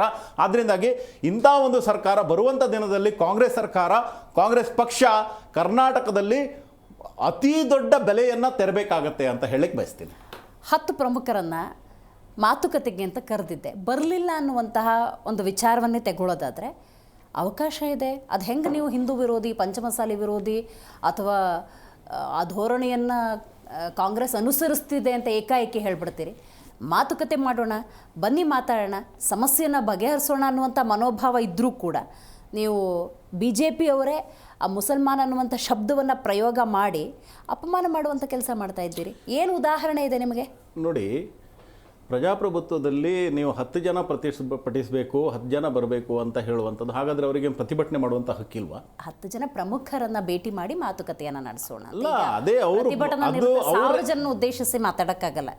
ನೋಡಿ, ಅವ್ರು ಏನು ಹೇಳ್ತಿದ್ದಾರೆ ನೋಡಿ, ನಾವು ಹಿಂದೆಲ್ಲ ಕೂಡ ಹೋರಾಟ ಮಾಡಿದ್ದೀವಿ, ಆದರೆ ಯಾರೂ ಕೂಡ ನಮ್ಮ ಹೋರಾಟಕ್ಕೆ, ಕಾಂಗ್ರೆಸ್ ಸರ್ಕಾರ ಆಲ್ರೆಡಿ ಬಂದು 2 ವರ್ಷ ಆಯಿತು, ಅಂದರೆ ಇನ್ ಎವ್ರಿ ಇಂಟರ್ವಲ್ ಅವರು ತಮ್ಮ ಮನವಿಯನ್ನು ಸಲ್ಲಿಸ್ತಾ ಇದ್ದಾರೆ. ಆದರೂ ಕೂಡ ಈ ಒಂದು ದಪ್ಪ ಚರ್ಮದ ಸರ್ಕಾರ ಏನಿದೆ, ಯಾವತ್ತೂ ಕೂಡ ಅವರು ಮನವಿಯನ್ನು ಸ್ಪಂದಿಸುವಂಥ ಕೆಲಸ ಯಾವತ್ತೂ ಮಾಡಿಲ್ಲ. ಅದೇ ಇವರು ಯಾವತ್ತಾದರೂ ಒಂದು ತುಷ್ಟೀಕರಣದ ವಿಷಯ ಯಾವುದೋ ಅವರ ವಿಷಯ ಬಂದಾಗ ತೋರುವಂಥ ಒಂದು ಸ್ಪಂದನೆ ಏನಿದೆ, ಇದು ಕೇವಲ ಪಂಚಮಸಾಲಿ ಅಂತ ಬೇರೆ ಅಂತಲ್ಲ, ಬೇರೆ ಯಾವ ಸಮುದಾಯಕ್ಕೂ ಕೂಡ ಇವರು ಸ್ಪಂದನೆ ತೋರಲ್ಲ. ಅಂಥದ್ರಲ್ಲಿ ಪಂಚಮಸಾಲಿ ಸಮುದಾಯದವರು ಆ ರೆಗ್ಯುಲರ್ ಇಂಟರ್ವಲ್ಲಿ ಅವರು ಮನವಿ ಮಾಡ್ತಾ ಇದ್ರು.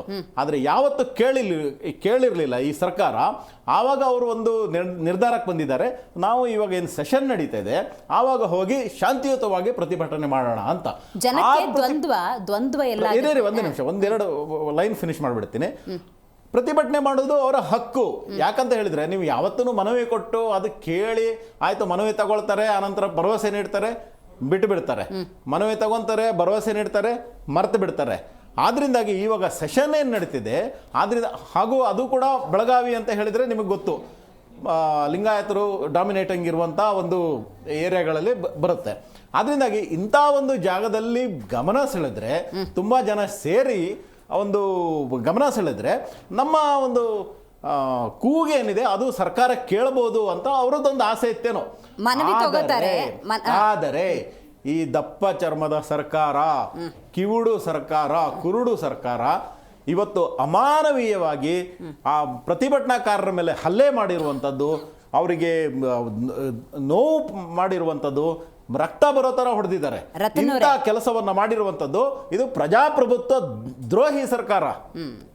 ನೀವೇ ಹೇಳ್ದಾಗೆ ಮನವಿ ಪತ್ರ ತಗೋತಾರೆ, ಭರವಸೆ ಕೊಡ್ತಾರೆ, ಮರ್ತು ಬಿಡ್ತಾರೆ. ಆ ಸಾಲಿಗೆ ಯಡಿಯೂರಪ್ಪನವರು ಸೇರ್ತಾರೆ, ಬಸವರಾಜ ಬೊಮ್ಮಾಯಿಯವರು ಸೇರ್ತಾರೆ, ಕಾಂಗ್ರೆಸ್ನವರು ಸೇರ್ತಾರೆ. ನೋಡಿ, ಯಡಿಯೂರಪ್ಪನವರ ಸರ್ಕಾರ ಇದ್ದಾಗ 3Dಗೆ ಸೇರಿಸಿದ್ದು ನಿಮಗೆ ನೆನಪಿರ್ಬೋದು. ಅದಾದ ನಂತರ ಬೊಮ್ಮಾಯಿಯವರ ಸರ್ಕಾರ ಇದ್ದಾಗ ಇದು ಮುಸಲ್ಮಾನರ 4% ತೆಗೆದು ಒಕ್ಕಲಿಗರಿಗೆ 2% ಕೊಡಲಾಗಿತ್ತು, ಇವರಿಗೆ ಲಿಂಗಾಯತರಿಗೆ 2% ಕೊಡಲಾಗಿತ್ತು. ಹೇಗೆ ನೀವು ಹೇಳ್ತೀರಾ? ನೀವು ಯಡಿಯೂರಪ್ಪ ಅಂದ್ರೆ BJP ಸರ್ಕಾರ ಕೂಡ ಹಾಗೆ ಮಾಡಿದೆ ಅಂತ ಹೆಂಗೆ ಹೇಳ್ತೀರಾ? ಅಲ್ವಾ? ನಾವು ಸಂವೇದನೆಯನ್ನು ತೋರಿದ್ದೇವೆ, ನಾವು ಆಕ್ಷನ್ ಅನ್ನ ತೋರಿದ್ದೇವೆ, ಆಕ್ಷನ್ ಕೆಲಸವನ್ನ ಮಾಡಿ ಕೃತಿಯಲ್ಲಿ ಮಾಡಿ ತೋರಿಸಿದ್ದೇವೆ. ನೀವು ಹೇಗೆ ಹೇಳಲಿಕ್ಕೆ ಸಾಧ್ಯ? ಆನಂತರ ನಿಮಗನ್ನಿಸ್ಬೋದು, ನೀವು 4% ಮುಸಲ್ಮಾನರಿಂದ ಕಿತ್ತು ಇವರಿಗೆ ಯಾಕೆ ಕೊಟ್ರಿ ಅಂತ ಕೇಳಬಹುದು. ಈ ದೇಶದಲ್ಲಿ ಬಾಬಾ ಸಾಹೇಬ್ ಅಂಬೇಡ್ಕರ್ ಅವರು ಬರೆದ ಇದು ಸಂವಿಧಾನದ ಪ್ರಕಾರ ಧರ್ಮಾಧಾರಿತ ಮೀಸಲಾತಿ ಎಲ್ಲೂ ಕೂಡ ಅವರು ಮೆನ್ಷನ್ ಮಾಡಿಲ್ಲ. ಆಯ್ತಾ? ಜಾತಿ ಆಧಾರಿತ. ಯಾಕೆ ಅಂತ ಹೇಳಿದ್ರೆ, ಯಾವ ಡೌನ್ ಟ್ರಾಡನ್ ಕ್ಯಾಸ್ಟ್ಗಳಿದಾರೋ, ಸಾವಿರಾರು ವರ್ಷಗಳಿಂದ ನೋವುಗಳನ್ನು ಅನುಭವಿಸಿದಾರೋ, ತುಳಿತಕ್ಕೊಳಗಾಗಿದಾರೋ, ಅವರಿಗೆ ಸಾಮಾಜಿಕವಾಗಿ, ರಾಜಕೀಯವಾಗಿ, ಆರ್ಥಿಕವಾಗಿ ಸಮಾಜದಲ್ಲಿ ಸ್ಥಾನಮಾನ ಸಿಗಬೇಕು, ಸಮಾನತೆ ಸಿಗಬೇಕು ಅನ್ನುವಂಥ ಒಂದು ದೊಡ್ಡ ಆಶಯವನ್ನು, ದೂರದೃಷ್ಟಿಯನ್ನು ಇಟ್ಟುಕೊಂಡು ಬಾಬಾ ಸಾಹೇಬ್ ಅಂಬೇಡ್ಕರ್ ಅವರು ಮಾಡಿದರು. ಯಾವತ್ತೂ ಕೂಡ ಅವರು ಧರ್ಮಾಧಾರಿತ ಇದನ್ನು ಯಾವುದು ಮೀಸಲಾತಿಯನ್ನು ಎಲ್ಲೂ ಮೆನ್ಷನ್ ಮಾಡಿಲ್ಲ, ಬರೆದೂ ಇಲ್ಲ. ಆದರೆ ಕೆಲವೊಂದು ರಾಜಕೀಯ ಕಾರಣಗಳಿಂದಾಗಿ ಕೊಟ್ಟಿರ್ಬೋದು, ಆದರೆ ಅದು ಸಾಂವಿಧಾನಿಕವಾಗಿ ಅದು ಮಾನ್ಯತೆಯನ್ನು ಹೊಂದಿಲ್ಲ.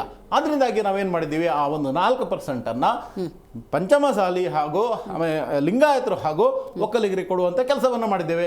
ಹಾಗಾದರೆ BJPಯವರು ಕೃತಿಯಲ್ಲಿ ತೋರಿಸಿದ್ರು, ಕಾಂಗ್ರೆಸ್ ಅವರು ತೋರಿಸಿದ್ರು. ಕಾಂಗ್ರೆಸ್ ಅವರು ಯಾವತ್ತೂ ಕೂಡ ಹೇಳ್ತಾ ಇರ್ತಾರೆ, ಆದರೆ ಎಲ್ಲಿ ಕೃತಿಯಲ್ಲಿ ತೋರಿಸಿದ್ದಾರೆ?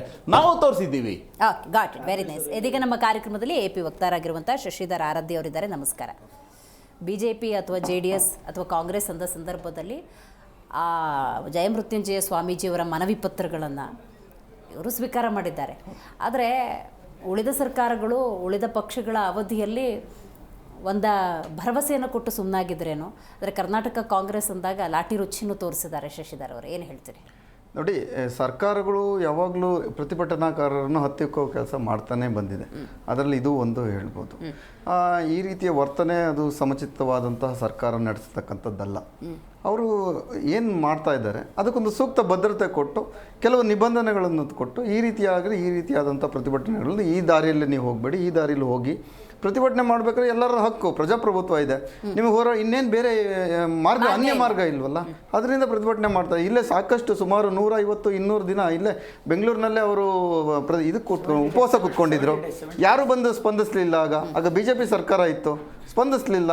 ಈಗಲಾದರೂ ಸ್ಪಂದಿಸ್ತಾರೆ. ಕಾಂಗ್ರೆಸ್ ಸರ್ಕಾರ, ಅದು ಹೊಸ ಸರ್ಕಾರ ಬಂದಿದೆ, ನಮಗೆ ಆಶ್ವಾಸನೆಗಳನ್ನು ಕೊಟ್ಟಿದ್ದರು. ಅಲ್ಲಿನ ಸ್ಥಳೀಯ ಶಾಸಕರು, ಉತ್ತರ ಕರ್ನಾಟಕದ ಎಲ್ಲ ಲಿಂಗಾಯತ ಶಾಸಕರು, ಪಂಚಮಸಾಲಿ ಶಾಸಕರು ಎಲ್ಲರೂ ನಮಗೆ ಆಶ್ವಾಸನೆ ಕೊಟ್ಟಿದ್ದರು. ಆ ರೀತಿ ನಡ್ಕೊಳ್ಳುತ್ತೇನೋ ಅನ್ನುವ ಒಂದು ಕಲ್ಪನೆಯೊಂದಿಗೆ ಅವ್ರು ಮಾಡ್ತಾ ಇದ್ದಾರೆ. ಬಟ್ ಅದು ನಡ್ಕೊಂಡೇ ಇರೋವಾಗ ಈ ರೀತಿಯಿಂದ ಮಾಡ್ತಾ ಇದ್ದಾರೆ. ಮಾತಾಡ್ತೀನಿ ಶಶಿದವರೇ. ಇದೀಗ ಪ್ರತಿಭಟನೆಯಲ್ಲಿ ಭಾಗಿಯಾಗಿದ್ದಂತಹ ವಕೀಲರಾಗಿರುವಂತಹ ಶಿಲ್ಪಾ ಅವರು ನಮ್ಮ ಜೊತೆ ಸಂಪರ್ಕದಲ್ಲಿದ್ದಾರೆ. ನಮಸ್ಕಾರ ಶಿಲ್ಪಾ ಅವರೇ. ನಮಸ್ಕಾರ ಮೇಡಮ್. ಶಿಲ್ಪಾ ಅವರೇ, ಇವತ್ತು ಪಂಚಮಸಾಲಿ ಹೋರಾಟ ದೊಡ್ಡ ಮಟ್ಟದಲ್ಲಿ ನಡೀತಾ ಇದ್ದ ಸಂದರ್ಭದಲ್ಲಿ ಕರ್ನಾಟಕ ಕಾಂಗ್ರೆಸ್ ಅಂದಾಗ ಒಂದು ಭರವಸೆಯನ್ನು ಇಟ್ಕೊಂಡು ದೊಡ್ಡ ಮಟ್ಟದ ಹೋರಾಟಕ್ಕೆ ಲಾಠಿ ರುಚಿ ಅಥವಾ ಲಾಠಿ ಏಟಿನ ಪ್ರತಿಕ್ರಿಯೆ ಸಿಕ್ಕಿದೆ. ಏನಂತೀರಿ ಶಿಲ್ಪಾ? ಲಾಠಿ ರುಚಿ ನಾವು ಅನುಭವಿಸೇ ಬಂದಿದ್ದೀವಿ ಮೇಡಮ್. ಇವತ್ತು ವಕೀಲರ ಮೇಲೇನೂ ಹಲ್ಲೆ ಆಗಿದೆ. ಅದೇ ರೀತಿ ನಾವು ಇನ್ನೊಂದು ನಿಮ್ಮ ಮುಖಾಂತರ ಮನವಿ ಮಾಡೋಕ್ಕೆ ಇಷ್ಟಪಡ್ತೀನಿ. ಅಡ್ವೊಕೇಟ್ಸ್ ಪ್ರೊಟೆಕ್ಷನ್ ಆ್ಯಕ್ಟನ್ನು ಸಿದ್ದರಾಮಯ್ಯವರು ಮೊನ್ನೆ ತಾನೇ ನಮಗೆ ದಯಪಾಲಿಸಿದ್ರು. ಅಡ್ವೊಕೇಟ್ ಪ್ರೊಟೆಕ್ಷನ್ ಆ್ಯಕ್ಟ್ ಇವತ್ತು ಜಾರಿ ಇದೆಯೋ ಇಲ್ವೋ ಅಂತ ನನಗೆ ಅನುಮಾನ ಬರ್ತಾ ಇದೆ. ಯಾಕಂದರೆ ಇವತ್ತು ಅಡ್ವೊಕೇಟ್ಸ್ನ ಅರೆಸ್ಟ್ ಮಾಡಿದ್ದಾರೆ, ಅಡ್ವೊಕೇಟ್ಸ್ಗೂ ಲಾಠಿಯಿಂದ ಹೊಡೆದಿದ್ದಾರೆ, ನಮಗೂ ಗಾಯಗಳನ್ನು ಮಾಡಿದ್ದಾರೆ, ಹೆಣ್ಮಕ್ಳನ್ನು ನೋಡ್ದೇನೆ ನಮ್ಮನ್ನು ತಳ್ಳಿದ್ದಾರೆ, ನಮಗೂ ಗಾಯಗಳಾಗಿದೆ, ಸಾಕಷ್ಟು ನಮಗೆ ಇವತ್ತು ಏನೇನೋ ತೊಂದರೆಗಳು ಕೊಟ್ಟಿದ್ದಾರೆ. ಯಾಕೆ ಈ ರೀತಿ ಮಾಡಿದ್ರು ಅಂತ ನಮಗೆ ಅರ್ಥ ಆಗ್ತಾ ಇಲ್ಲ. ಪರಿಸ್ಥಿತಿ ಯಾಕೆ ವಿಕೋಪಕ್ಕೆ ಹೋಯ್ತು? ನೀವು ಸ್ಥಳದಲ್ಲೇ ಇದ್ದಿದ್ರಿಂದಾಗಿ ಶಾಂತಿಯುತ ಹೋರಾಟ ನಡೀತಾ ಇರತ್ತೆ, ಯಾವಾಗ ಲಾಠಿ ಚಾರ್ಜ್ ಅನ್ನುವಂಥ ಆರ್ಡರ್ ಆಗುತ್ತೆ? ಯಾವ ಕಾರಣಕ್ಕಾಗುತ್ತೆ ಶಿಲ್ಪಾ ಅವರೇ? ಅದು ಪೂರ್ವ ನಿಯೋಜಿತೆ ಅನಿಸ್ತಾ ಇದೆ ಮೇಡಮ್ ನಮಗೆ. ಯಾಕಂತಂದ್ರೆ ನಾವು ಮುಂಚಿಂತನೂ ಸರ್ಕಾರಕ್ಕೆ ಮನವಿ ಕೊಡ್ತಾನೆ ಬಂದಿದ್ದೀವಿ. ಪೂರ್ವ ನಿಯೋಜನೆ ಮಾಡ್ಕೊಂಡ್ಬಿಟ್ಟು ಇವ್ರಿಗೆ ಈ ಸತಿ ನಾವು ತೋರಿಸ್ಲೇಬೇಕು ಅಂತ ಸರ್ಕಾರದ ದರ್ಪ ನಮ್ಮ ಮೇಲೆ ತೋರಿಸಿದ್ರು ಏನೋ ಅರ್ಥ ಆಗ್ತಾ ಇಲ್ಲ. ಯಾಕಂದರೆ ನಾವು ಮನವಿ ಕೊಟ್ಟಿದ್ವಿ, ಶಾಂತಿಯುತ ಹೋರಾಟನೂ ಮಾಡಿದ್ದೀವಿ. ಅದೇ ರೀತಿ ನಮ್ಮ ಗುರುಗಳ ಆದೇಶದ ಪ್ರಕಾರ ನಾವು ಹೋಗ್ಬಿಟ್ಟು ವಿಧಾನಸೌಧಕ್ಕೆ ಹೋಗ್ಬಿಟ್ಟು ಸುವರ್ಣಸೌಧದ ಮುಂಭಾಗದಲ್ಲಿ ಹೋಗ್ಬಿಟ್ಟು ಒಂದು ಮನವಿಯನ್ನು ಸಲ್ಲಿಸ್ತೀವಿ ಅಂತ ನಾವು ಲೈವಲ್ಲೇನೆ ಗುರುಗಳ ಮುಖಾಂತರ ಹೇಳ್ಕೊಂಡೇನೆ ನಾವು ಹೊರಟಿದ್ದು. ಅದೇ ರೀತಿ ಬ್ಯಾರಿಕೇಡನ್ನು ಹಾಕಿಬಿಟ್ಟು ಗಲಾಟೆಗಳಾಗೋ ರೀತಿ ನಡ್ಕೊಂಡಿದ್ದೆ ಇವತ್ತು ಪೊಲೀಸ್ ಡಿಪಾರ್ಟ್ಮೆಂಟ್ ಅಂತ ನಾನು ಹೇಳಕ್ಕೆ ಇಷ್ಟಪಡ್ತೀನಿ. ಶಿಲ್ಪಾ ಅವರೇ, ಈಗ ಸಿದ್ದರಾಮಯ್ಯನವರೇ ಹೇಳೋ ಪ್ರಕಾರ 10 ಪ್ರಮುಖರು ಬಂದು ಭೇಟಿಯಾಗಿ ಮಾತುಕತೆ ನಡೆಸಿದ್ರೆ ಎಲ್ಲ ಪರಿಸ್ಥಿತಿ ನಿಭಾಯಿಸ್ಬೋದು ಆ್ಯಂಡ್ ಸಮಸ್ಯೆನ ಬಗೆಹರಿಸ್ಬೋದು, ಆದರೆ ಅವರೇ ಬರಲಿಲ್ಲ ಅನ್ನುವಂಥ ಗಂಭೀರ ಆರೋಪ ಮಾಡ್ತಿದ್ದಾರೆ. ಅಂತ ಇನ್ವಿಟೇಷನ್ ಬಂದಿತ್ತಾ? ಯಾರಾದರೂ 10 ಪ್ರಮುಖರನ್ನು ಕಳಿಸಿ ಮಾತಾಡೋಣ ಅಂಥೇಳಿ ಸಿದ್ದರಾಮಯ್ಯನವ್ರ ಕಡೆಯಿಂದ? ಇಲ್ಲ, ಆ ರೀತಿ ಏನು ಬಂದಿಲ್ಲ ಮೇಡಮ್. ಯಾಕಂದರೆ ನಮಗೆ ಒಂದು 5 ಜನ ಸುಧಾಕರ್ ಅವರು ಸರ್ ಇರ್ಬೋದು, ಮತ್ತು ಇನ್ನೊಂದು 2-3 ಜನ ಮಿನಿಸ್ಟರ್ಸ್ಗಳನ್ನ ಕಳಿಸ್ಕೊಟ್ಟು ಮತ್ತೆ ಅದೇ ಮನವಿ 4 ವರ್ಷದಿಂದ ನಿರಂತರವಾಗಿ ನಾವು ಹೋರಾಟದಲ್ಲಿದ್ದೀವಿ. ಪ್ರತಿ ಸತಿ ಇದೇ ಮಾಡೋದು, ನಮ್ಮ ಮೂಗಿಗೆ ತುಪ್ಪ ಒರೆಸ್ಕೊಳ್ಳೋದು, ಯಾವುದೇ ಗೌರ್ಮೆಂಟ್ ಬಂದಾಗೂ ನಾವು ಇದನ್ನೇ ಅನುಭವಿಸೋದು, ಮತ್ತೆ ವಾಪಸ್ ಮನೆಗೆ ಹೋಗೋದು. ಇವತ್ತು ಮಾಡಿ ಇಲ್ಲ ಮಡಿ ಅನ್ನೋ ರೀತಿಯಲ್ಲಿ ನಾವು ತಯಾರಿ ಬಂದಿದ್ವಿ. ಇವತ್ತು ನಮ್ಮ ಹಕ್ಕನ್ನು ಪಡೆದುಕೊಳ್ಳಬೇಕು ಅಂತ ಹೇಳಿ ನಾವು ಸಾಕಷ್ಟು ಸಲ ಮನವಿನೂ ಮಾಡಿದ್ವಿ. ಆ ಮನವಿ ಮುಖಾಂತರ ಇವತ್ತು ಮನವಿ ಮಾಡ್ಕೊಂಡಿದ್ದಕ್ಕೆ ನಾವು ನಮ್ಮ ಯುವಕರಿಗೆ ತುಂಬ ಇವತ್ತು ಗಾಯಗಳಾಗಿದೆ ಮೇಡಮ್. ಯುವಕರಲ್ಲಿ ತುಂಬ ನೋವುಗಳನ್ನ ಉಂಟು ಮಾಡಿದ್ದಾರೆ. ಅದೇ ರೀತಿ ಮಹಿಳೆಯರನ್ನು ನೋಡದೇನೆ ಮಹಿಳೆಯರ ಮೇಲೂ ದಬ್ಬಾಳಿಕೆ ಆಗಿದೆ. ಖಂಡಿತ ಖಂಡಿತ. ಶಿಲ್ಪಾ ಅವರೇ, ನಿಮ್ಮ ಈ ಹೋರಾಟಕ್ಕೆ ಯಾರದ್ದೆಲ್ಲ ಬೆಂಬಲ ಸಿಕ್ಕಿದೆ ಇದುವರೆಗೂ? ಮೇಡಮ್, ನಮಗೆ ಯಾವಾಗಲಿದ್ರೂ ನಮ್ಮ ಸಮಾಜದ ಪ್ರತಿಯೊಬ್ಬರ ಬೆಂಬಲ ನಮಗಿದೆ. ಕಟ್ಟ ಕಡೆ ವ್ಯಕ್ತಿಯ ಬೆಂಬಲ ಇಲ್ಲ ಅಂತ ಹೇಳಕ್ಕಾಗಲ್ಲ. ಪ್ರತಿಯೊಬ್ಬರ ಬೆಂಬಲ, ಮತ್ತೆ ನಮ್ಮ ಸಮಾಜ ಮಾತ್ರ ಅಲ್ಲ, ಬೇರೆ ಸಮಾಜದವರ ಬೆಂಬಲ ಕೂಡ ನಮಗ್ ಸಿಕ್ಕಿದೆ. ಯಾಕಂದ್ರೆ ನಮ್ಮ ಹಕ್ಕು ನಾವು ಯಾರಿಗೂ ತೊಂದರೆ ಕೊಡುವಂತ ಇದು ಅಲ್ಲ, ಇದು ಹೋರಾಟ ಅಲ್ಲ. ನಮ್ಮ ಹಕ್ಕು, ನಮ್ಮ ಮುಂದಿನ ಪೀಳಿಗೆಗೋಸ್ಕರ ಇದು ಹೋರಾಟ ಆಗೋದು. ಯಾರು ತಮ್ಮ ಮನೆಗೆ ತಮ್ಮ ವೈಯಕ್ತಿಕ ಫಲಾನುಭವಿಗಳಾಗ್ಬೇಕು ಅಂತ ತಗೊಳ್ತಾ ಇದೆ. ನಮ್ಮ ಮುಂದಿನ ಪೀಳಿಗೆಗಳಿಗೋಸ್ಕರ ಒಂದು ಎಕ್ಸಾಂಪಲ್ ಹೇಳಕ್ ಇಷ್ಟಪಡ್ತೀನಿ. ಮಾತ್ರ 98-99% ಆದ್ರೂ ನಮ್ಮ ಸಮಾಜದ ಒಂದು ಯುವಕನಿಗೆ ಒಂದು ಜಾಬ್ ಸಿಗ್ತಾ ಇಲ್ಲ, ಒಂದು ಇಂಜಿನಿಯರಿಂಗ್ ಮೆಡಿಕಲ್ ಸೀಟ್ ಸಿಗ್ತಾ ಇಲ್ಲ. ಯಾವ ಉದ್ದೇಶದಿಂದ ಅಂತಂದ್ರೆ ಮೇಡಮ್, ಯಾಕೆ ಸೀಟ್ ಸಿಗ್ತಾ ಇಲ್ಲ ಅಂತಂದ್ರೆ ಅವ್ರಿಗೆ ಆ 2A ರಿಸರ್ವೇಶನ್ ಅಲ್ಲಿ ನಮ್ಗೆ ಅದು ಸಿಗ್ತಾ ಇಲ್ಲ, ಹಕ್ಕಿ ಅವ್ರು ಪಡ್ಕೊಳಕ್ ಆಗ್ತಾ ಇಲ್ಲ ಅನ್ನೋ ಉದ್ದೇಶದಿಂದ ಈ ರೀತಿ ನಾವು ಶೈಕ್ಷಣಿಕವಾಗಿ ಅನುಭವಿಸ್ತಾ ಇದ್ದೀವಿ. ಇವತ್ತು 98% ಆದ್ರೂ ಕೂಡ ಒಂದು ಸೀಟಿನಿಂದ ವಂಚಿತರಾಗ್ತಾ ಇದೆ. ಸೊ ಇದು ಮುಂದಿನ ಪೀಳಿಗೆ ಜನರೇಷನ್ಗೋಸ್ಕರ ಹೋರಾಟ, ಇದು ಯಾವುದು ಹೋರಾಟ. ರೈಟ್. ಶಿಲ್ಪಾ ಅವರೇ, ಮಾತಾಡ್ತೀನಿ ನಿಮ್ಮ ಜೊತೆ, ಹಾಗೆ ಸಂಪರ್ಕದಲ್ಲಿರಿ, ಮಾತಾಡ್ತೀನಿ ನಿಮ್ಮ ಜೊತೆ. ಒಟ್ಟಾರೆ ನೋಡಿ, ಪಂಚಮಸಾಲಿ ಹೋರಾಟ ಇದು ಕಳೆದ ಹಲವಾರು ವರ್ಷಗಳಿಂದ ನಡೀತಾ ಇರುವಂಥ ಹೋರಾಟ ಇವತ್ತು ತೀವ್ರ ರೂಪವನ್ನು ಪಡ್ಕೊಂಡಿದೆ. ನೋಡಿ, ಇವತ್ತು ಲಾಠಿ ಚಾರ್ಜ್ ಆಗಿದೆ. ಇವಾಗ ಸ್ಥಳದಲ್ಲಿದ್ದಂಥ ಪ್ರತಿಭಟನೆಯಲ್ಲಿ ಭಾಗಿಯಾಗಿದ್ದಂಥ ವಕೀಲೆ ಶಿಲ್ಪಾ ಅವರು ಕೂಡ ಮಾತಾಡಿದ್ರು. ಆ ಸಂದರ್ಭದಲ್ಲಿ ಮಹಿಳೆಯರು ಅಂತ ನೋಡದೆ ಲಾಠಿ ಚಾರ್ಜ್ ಮಾಡಿದ್ದಾರೆ. ನಾವು ನಮ್ಮ ನೋವನ್ನು, ನಮ್ಮ ತಳಮಟ್ಟದ ಸಮುದಾಯಗಳನ್ನು ಮೇಲೆತ್ತುವಂಥ ದೃಷ್ಟಿಯಿಂದ 2A ಮೀಸಲಾತಿ ಎಷ್ಟು ಬೇಕು, ಯಾಕೆ ಬೇಕು ಅನ್ನೋದನ್ನು ಅರ್ಥ ಮಾಡಿಸುವಂಥ ಪ್ರಯತ್ನದಲ್ಲಿ ನಮಗೆ ಲಾಠಿ ಏಟಿನ ರುಚಿಯನ್ನು ತೋರಿಸಿದ್ದಾರೆ ಅನ್ನುವಂಥ ವಿಚಾರವನ್ನು ಪ್ರಸ್ತಾಪ ಮಾಡಿದ್ದಾರೆ. ಪಂಚಮಸಾಲಿ ಕಿಚ್ಚು ಹೆಚ್ಚಾಗಿದೆ. ಕಳೆದ ಹಲವಾರು ವರ್ಷಗಳಿಂದ ಶಾಂತ ರೀತಿಯಲ್ಲಿ ಪಾದಯಾತ್ರೆಯನ್ನು ನಡೆಸಿ ಕೂತಲ್ಲೇ ಕೂತು ಹಲವಾರು ರೀತಿಯಲ್ಲಿ ಹೋರಾಟವನ್ನು ಮಾಡಿ ಇವತ್ತು ಬೆಳಗಾವಿ ಅಧಿವೇಶನದ ಸಂದರ್ಭದಲ್ಲೂ ಕೂಡ ಪಂಚಮಸಾಲಿ ಕುರಿತಂತೆ ಒಂದು ನ್ಯಾಯ ಕೊಡಿ ಅಂಥೇಳಿ ಮಾಡ್ತಿದ್ದಂಥ ಹೋರಾಟಕ್ಕೆ ಇವತ್ತು ಕರ್ನಾಟಕ ಕಾಂಗ್ರೆಸ್ ಅಂದ ಸಂದರ್ಭದಲ್ಲಿ ಲಾಠಿ ರುಚಿ ತೋರಿಸಿದ್ದಾರೆ. ಇದೇನ ಆಡಳಿತ ಅಂತ ಹೇಳಿ ಪ್ರತಿಭಟನಾನಿರತರು ಪ್ರಶ್ನೆಯನ್ನು ಮಾಡ್ತಿದ್ದಾರೆ. ಶಿಲ್ಪಾ ಅವರೇ, ನನ್ನ ಧ್ವನಿ ನಿಮಗೆ ಕೇಳಿಸ್ತಾ ಇದ್ರೆ, ಮುಂದಿನ ದಾರಿ, ಮುಂದೆ ಯಾವ ರೀತಿಯ ಆಯ್ಕೆಗಳು, ಮುಂದಿನ ಹೋರಾಟಗಳು ಹೇಗೆ, ನಿಮ್ಮದು ಏನಂತ ಅಂದ್ಕೊಂಡಿದ್ದೀರಿ? ಹೋರಾಟ ಇವಾಗ ಇವತ್ತು ತಾಳಿದ್ದೀವಿ. ಈ ಮಾಡು ಇಲ್ಲ ಮಡಿ ಅನ್ನೋ ಆದೇಶವನ್ನು ಗುರುಗಳಿಂದ ಪಡೆದುಕೊಂಡಿದ್ದೀವಿ. ಸೊ ಪ್ರಾಣವಾದು ಬಿಟ್ಟೆವು, ನಮ್ಮ ಹೋರಾಟ ಬಿಡುವೆವು ಅಂತ ಹೇಳಿದ್ದಾರೆ ಆಲ್ರೆಡಿ.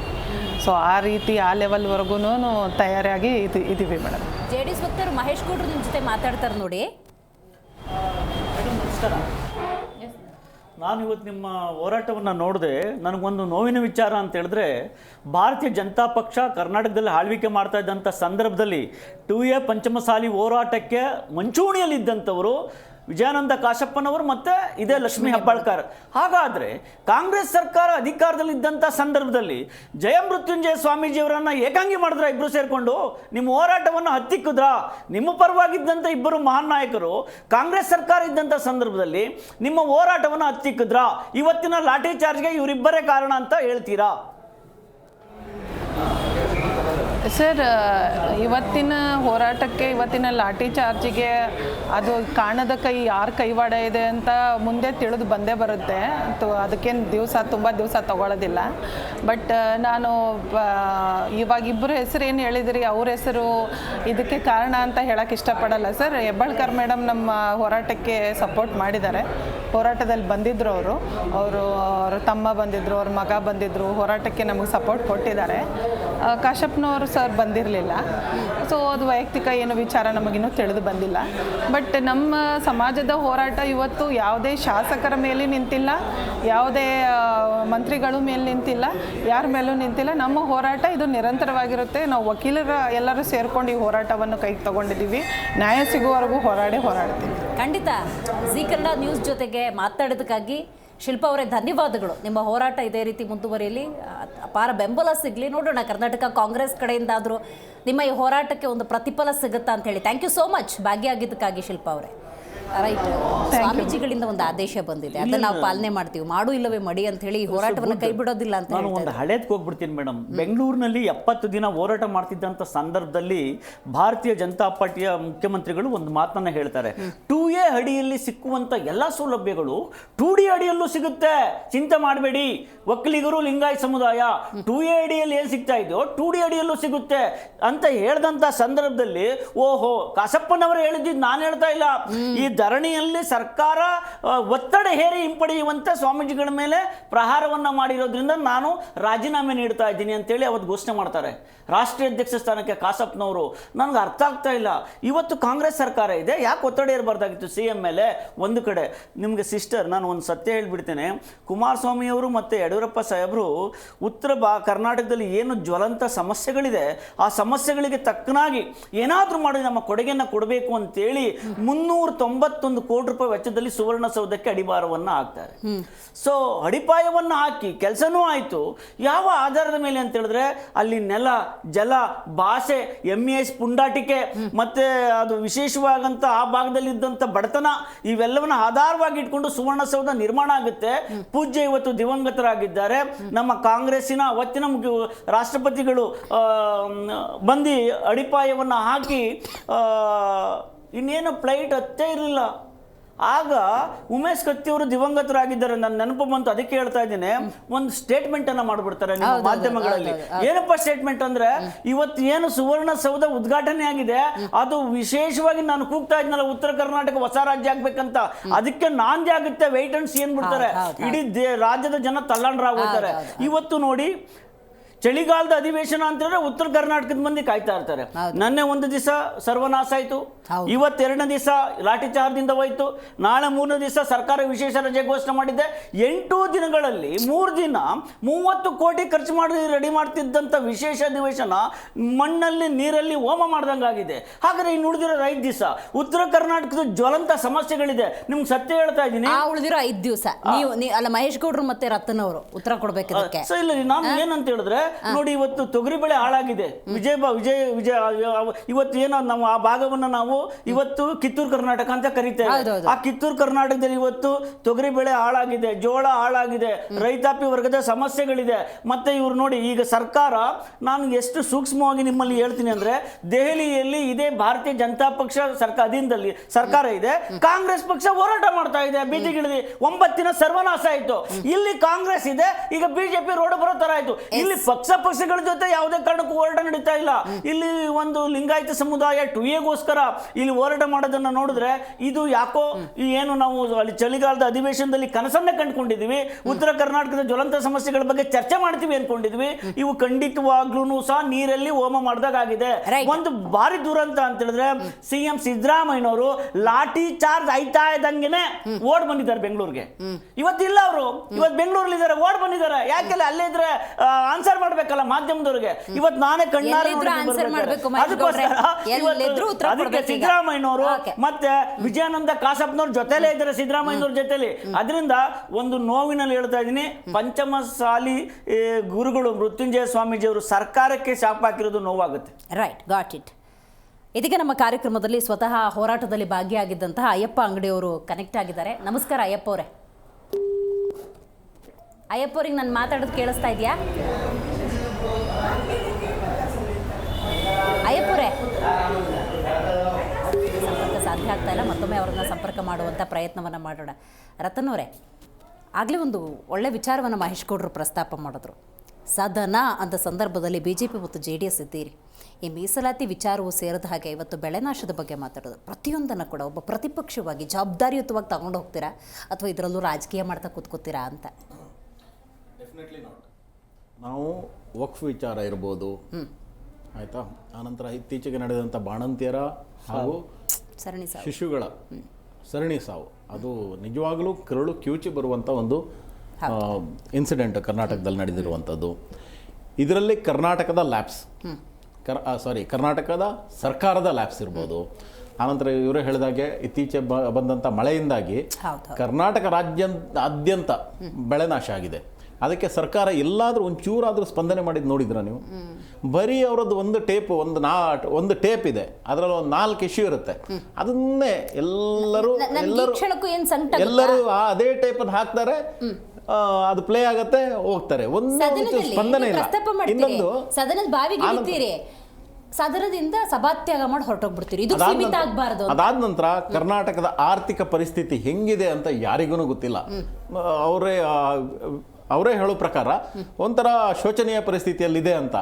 ಹೆಂಗಿದೆ ಅದ್ರ ಬಗ್ಗೆ ಒಂದು ಶ್ವೇತ ಪತ್ರ ಹೊರಡಿಸಿ ನಿಜವಾಗ್ಲೂ ಆರ್ಥಿಕ ಪರಿಸ್ಥಿತಿ ಚೆನ್ನಾಗಿದೆಯಾ ಅಥವಾ ಏನಾದರೂ ಅಧ್ವಾನ ಆಗಿದೆಯಾ ಅದ್ರ ಬಗ್ಗೆನೂ ಕೂಡ ಅವರು ಉತ್ತರ ಕೊಡಬೇಕಾಗುತ್ತೆ. ಉತ್ತರ ಕೊಡಿಸ್ಬೇಕು ನೀವು. ಉತ್ತರ ಕೊಡಿಸುವಂತ ಅದೇನೇ ಹೇಳ್ತಾ ಇದ್ದೀನಿ ನಾನು, ಕೊಡಬೇಕಾಗತ್ತೆ. ಆನಂತರ ಕರ್ನಾಟಕ ರಾಜ್ಯದಲ್ಲಿ ಅಭಿವೃದ್ಧಿ ಅನ್ನುವಂಥದ್ದು ಶೂನ್ಯ ಆಗಿದೆ.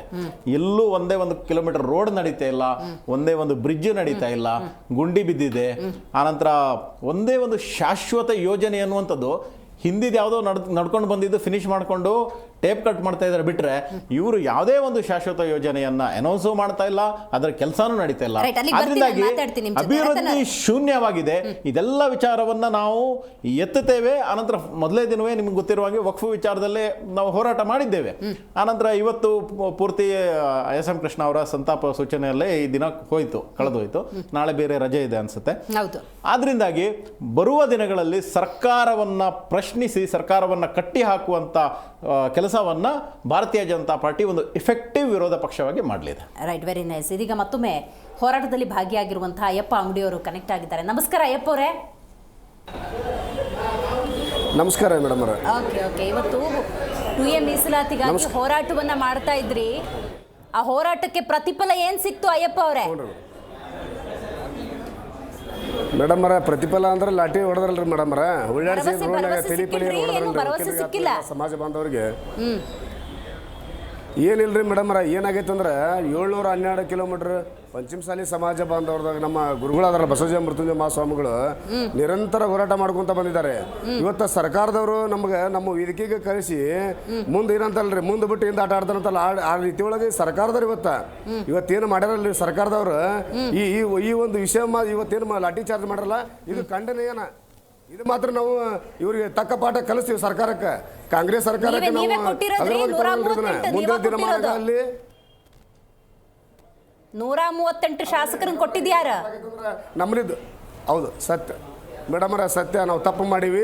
ಇವ್ರು ತಪ್ಪು ಮಾಡಿದ್ದನ್ನ ಮುಂದೆ ಇನ್ನೊಮ್ಮೆ ಇವರು ಸರ್ಕಾರ ಬರಲಾದಂಗೆ ಆಗತ್ತೆ ಪರಿಸ್ಥಿತಿ ಇವ್ರದ್ದು. ನಮ್ಮೂರ ಶಾಸಕರದ್ರಿ ಮೇಡಮ್ ಅವರ, ನಮ್ಮೂರ ಅದರಲ್ಲಿ 12 ಜನ ಏನು ಮಾಡ್ತಾ ಇದಾರೆ ಅನ್ನೋದು ನಮ್ಗೆ ಗೊತ್ತಾಗೋದು. 12 ಜನ ನಮ್ಮ ಸಮಾಜದ ಶಾಸಕರದ್ರಲ್ಲಿ ಒಂದು ಧ್ವನಿ ಎತ್ತಕ್ಕಾಗೋದಪ್ಪ ಅಂತಂದ್ರೆ ಇವ್ರು ಯಾಕೆ ಇರ್ಬೇಕ್ರಲ್ಲಿ? ಇರಕ್ಕೆ ಯೋಗ್ಯರಲ್ಲ ಅಂತ ತಿಳ್ಕೊಂತೀವಿ ನಾವು. ಎದಕ್ಕಿರ್ಬೇಕಿರು? ನಮ್ಮ ಸಮಾಜದಲ್ಲಿ ಆರಿಸಿ ಬಂದ ನಂತರ ನಮ್ಮ ಸಮಾಜಕ್ಕೆ ಹಿಂದೆ ಬಿಜೆಪಿ ಸರ್ಕಾರ ಇದ್ದಾಗ ಯಾವ ರೀತಿ ಒಳಗೆ ಹೋರಾಟ ಮಾಡಲ್ಲ ನಿಮ್ಗೆ ಗುರುತರಂತ ವಿಷಯನ ಈಗ ಯಾಕೆ ಮಾಡ್ತಾ ಇಲ್ಲ ಇವರು? ಅಂದ್ರೆ ನಮ್ಮ ಪಂಚಮಸಾಲಿ ಸಮಾಜದವರಿಗೆ ಲಾಠಿ ಏಟಿನ ಅಲ್ಲ, ರೈತರು ಅಂತ ನೋಡಂಗಿಲ್ಲ, ಮಹಿಳೆಯರಂತ ನೋಡಂಗಿಲ್ಲ, ನೋಡಂಗಿಲ್ಲ. ಇವತ್ತು ಹಂಗ ಲಾಠಿ ಏಟು ತೋರ್ಸಾರಂದ್ರ ಹೆಂಗೆ ಮುಂದಿನ ಹೋರಾಟ ಹೆಂಗಂತ? ಮೇಡಮ್ ಅವರ ಉಳ್ಳಾಡಿಸಿ ಹೊಡೆದಾರೆ ಮೇಡಮ್ ಅವ್ರ. ಇವರು ಮಾಡಿದ್ದನಕರ ಅದನ್ನ ಹೇಳ್ಬಾರ್ದ್ರ. ಇದನ್ನ ಪಂಚಮಸಾಲಿ ಸಮಾಜ ಅಖಂಡ ವೀರಶೈವ ಲಿಂಗಾಯತ ಸಮಾಜದವರು ಮುಂದಿನ ದಿನ ಮಾಡಿ ತಕ್ಕ ಪಾಠ ಕಲಿಸ್ತಾರೆ ಇವ್ರಿಗೆ. ಇವ್ರ ಜೊತೆ ಯಾವ್ದು ಕಾಂಪ್ರಮೈಸ್ ಇಲ್ಲ. ಸಿದ್ದರಾಮಯ್ಯ ಸಾಹೇಬ್ರಿಗೆ ಏನಾಗೈತ್ರಿ, ಸನ್ಮಾನ್ಯ ಮುಖ್ಯಮಂತ್ರಿಗಳವ್ರು 10 ಸಲ 5 ಸಲ ಮುಖ್ಯಮಂತ್ರಿ ಆಗ್ಯಾರ, ಈಗ 2 ವರ್ಷ ಮುಖ್ಯಮಂತ್ರಿ ಆಗ್ಯಾರ. ಬರೀ ಕತೆ ಹೇಳ್ತಾರೆ ಅವರು. ಪಂಚಮಸಾಲಿ ಸಮಾಜಕ್ಕೆ ಮೀಸಲಾತಿ ಕೊಡೋಲ್ಲಿ ಬರೀ ವಿಳಂಬ ಧೋರಣೆ. ಹಂಗನಾಗಿದ್ರೆ ಮನೆ ಒಳ ಮೀಸಲಾತಿ ಯಾಕೆ ಮಾಡಿದ್ರು ಅವರು? ಆಯ್ತು ಸಾಹೇಬ್ರೆ, ಮನೆ ಒಳ ಮೀಸಲಾತಿ ಯಾಕೆ ಮಾಡಿದ್ರು? ವಿಷಯಕ್ಕೆ ಬನ್ನಿ. ಅಲ್ಲಲ್ಲ, ಈಗ ಸಮುದಾಯದ ಒಳಗೆ ಸಾಮರಸ್ಯ ಇದೆಯಾ? ಇವತ್ತೊಂದಷ್ಟು ಜನ ಬಂದಿದ್ದೀರಿ, ಪ್ರತಿಭಟನೆ ನಡೆಸ್ತಿದ್ದೀರಿ, ಕಂಪ್ಲೀಟ್ಲಿ ಅಗ್ರಿ, ನಾನು ಅದನ್ನು ಒಪ್ಕೊಳ್ತೀನಿ. ನಿಮ್ಮ ಸಮುದಾಯದ ಒಳಗೆ ಈಗ ಪಂಚಮಸಾಲಿ, ವೀರಶೈವ, ಲಿಂಗಾಯತ ಈ ಪ್ರವರ್ಗಗಳು ಇರ್ತಾವಲ್ಲ, ಅಲ್ಲೆಲ್ಲ ನಿಮ್ಮ ಸಾಮರಸ್ಯ ಇದೆಯಾ, ಸಹಮತ ಇದೆಯಾ ಈ ಹೋರಾಟಕ್ಕೆ? ಮೇಡಮ್ ಅವ್ರ ಎಲ್ಲರದ್ದು ನಮ್ಗೆ ಒಮ್ಮತನ ಐತ್ರಿ ಮೇಡಮ್ ಅವ್ರ. ನಮ್ಮಲ್ಲಿ ಇರುವಂಥ ವೀರಶೈವ ಲಿಂಗಾಯತ ಶಾಸಕರು 40 ಮಂದಿ ಜನ ಅದಾರೆ. ಈಗ ಕಾಂಗ್ರೆಸ್ ಇದರೊಳಗೆ ಇರುವಂಥವ್ರು 40 ಜನ ಶಾಸಕರಾದ್ರೆ ಪ್ರೆಸೆಂಟ್ ಇರುವಂಥವ್ರು. ನಮ್ಮ ಶಾಸಕರಿಗೆ ಪಂಚಮಸಾಲಿ ಸಮಾಜಕ್ಕೆ ಮೀಸಲಾತಿ ಕೊಡುವಲ್ಲಿ ಯಾಕೆ ಇವ್ರು ಧ್ವನಿ ಎತ್ತಲ್ಲ ಅನ್ನೋದು ಅದು ಒಂದು ದುರಂತ. ಮೊನ್ನೆ ಕೂಡ ಬಸವನಗೌಡ ಪಾಟೀಲ್ ಯತ್ನಾಳ್ ಅವರು ಎತ್ತಿದ್ದಾರೆ, ಸಿ ಬಾಳ ಸಾಹೇಬ್ರು ಎತ್ತಿದ್ದಾರೆ, ಅರವಿಂದ್ ಬೆಲ್ಲದರ್ ಸರ್ ಎತ್ತಿದ್ದಾರೆ. ಇವತ್ತು ಅರವಿಂದ್ ಬೆಲ್ಲದರ್ ಸಾಹೇಬರು ಕೂಡ ಶಾಸಕರವರು, ಧಾರವಾಡದ ಶಾಸಕರವರು, ಅವ್ರಿಗೆ ಕೂಡ ಲಾಠಿ ಏಟಿನ ರುಚಿಯನ್ನು ಕಾಣಿಸಿದ್ದಾರೆ. ಇವರು ಎಂಥ ದುರಂತರ ಇದು. ಶಾಸಕರು ನೋಡ್ತಾ ಇಲ್ಲ, ಜನಸಾಮಾನ್ಯರು ನೋಡ್ತಿಲ್ಲ, ತೆಲಿಗಿಲಿ ಎಲ್ಲ ಹೊಡೆದ್ಬಿಟ್ರೆ ಮೇಡಮ್ ಇವತ್ತು. ನೋಡ್ಬೇಕು, ನಿಮಗೆಲ್ಲ ಗುರುತಿರುವಂಥ ವಿಷಯನಾದ್ರೆ ಅದಕ್ಕೆ ಈ ಕಾಂಗ್ರೆಸ್ ಸರ್ಕಾರಕ್ಕೆ ಮುಂದಿನ ದಿನಮಾನಗಳಲ್ಲಿ ತಕ್ಕ ಪಾಠ ನಮ್ಮ ವೀರಶೈವ ಲಿಂಗಾಯತ ಸಮಾಜ ಇರಬಹುದು, ನಮ್ಮ ಪಂಚಮಸಾಲಿ ಸಮಾಜ ಇರಬಹುದು, ಎಲ್ಲರೂ ಕರ್ಕೊಂಡು ಇವರು ವಿರುದ್ಧ ಪ್ರತಿಭಟನೆ ಮಾಡೇ ಮಾಡ್ತೀವಿ ಮೇಡಮ್. ಇಲ್ಲಿಗೇನೆ ಇಲ್ಲಾಗಿಲ್ಲ, ಇದು ಪ್ರಾರಂಭ, ಇದು ಮುಂದಿನ ದಿನಮಾನಗಳಲ್ಲಿ. ಕಾಂಗ್ರೆಸ್ ಬಗ್ಗೆ ಇವತ್ತು ವಿರೋಧ ವ್ಯಕ್ತಪಡಿಸ್ತಾ ಇದ್ದೀರಿ, ಯಾಕಂದ್ರೆ ಆಡಳಿತ ಅವ್ರು ನಡೆಸ್ತಿದ್ದಾರೆ. ಹಿಂದೆ ಯಡಿಯೂರಪ್ಪನವ್ರ ಸರ್ಕಾರವೂ ಇತ್ತು, ಬಸವರಾಜ ಬೊಮ್ಮಾಯಿ ಅವ್ರ ಸರ್ಕಾರವೂ ಇತ್ತು. ಅಲ್ಲೇನು ಭರವಸೆ ಸಿಕ್ಕಿತ್ತು? ನಿಮಗೇನು ಬದಲಾವಣೆ ಕಾಣ್ತು ನಿಮ್ಮ ಸಮುದಾಯದಲ್ಲಿ? ಮೇಡಮ್ ಅವರ 2D ಅಂತ ಅವರು ಕ್ಲಿಯರ್ ಮಾಡಿದ್ರಿ ಮೇಡಮ್. 2D ಅಂತ ಕೊಟ್ಟಿದ್ರು ಬಸವರಾಜ ಬೊಮ್ಮಾಯಿ ಅವರ ಸಾಮಾನ್ಯ ಮುಖ್ಯಮಂತ್ರಿ ಇದ್ದಾಗ 2D ಅಂತ ಮಾಡಿದ್ರು, ಸಪರೇಟ್ ಕ್ಯಾಟಗರಿ ಮಾಡಿದ್ರು, 2C and 2D ಅಂತ. ನಮ್ದು 2D ಒಳಗೆ ಬರ್ತೈತೆ ಮೇಡಮ್. 2D ಒಳಗೆ ಬಂದಾಗ ಅದನ್ನ ಸ್ಟೇ ತೊಗೊಂಡ್ರಿ, ಇವರು ಸ್ಟೇ ಹಾಕ್ಸಿದ್ರು ಅದನ್ನ ಕೋರ್ಟಿಗೆ. ಅದನ್ನ ಸ್ಟೇನ ವೆಕೇಟ್ ಮಾಡಕತ್ತಾರಲ್ರಿ ಇವ್ರು, ಈಗಿರುವಂತ ಸರ್ಕಾರ ವೆಕೇಟ್ ಮಾಡಿಲ್ಲ. ಒಳ್ಳೆ ಅದೇ ರೀತಿ ಒಳಗ ಇಂಪ್ಲಿಮೆಂಟ್ ಇಲ್ಲ ಮೇಡಮ್. ಅಂದ್ರೆ ಪಂಚಮಸಾಲಿ ಸಮಾಜಕ್ಕೆ ಓಕೆ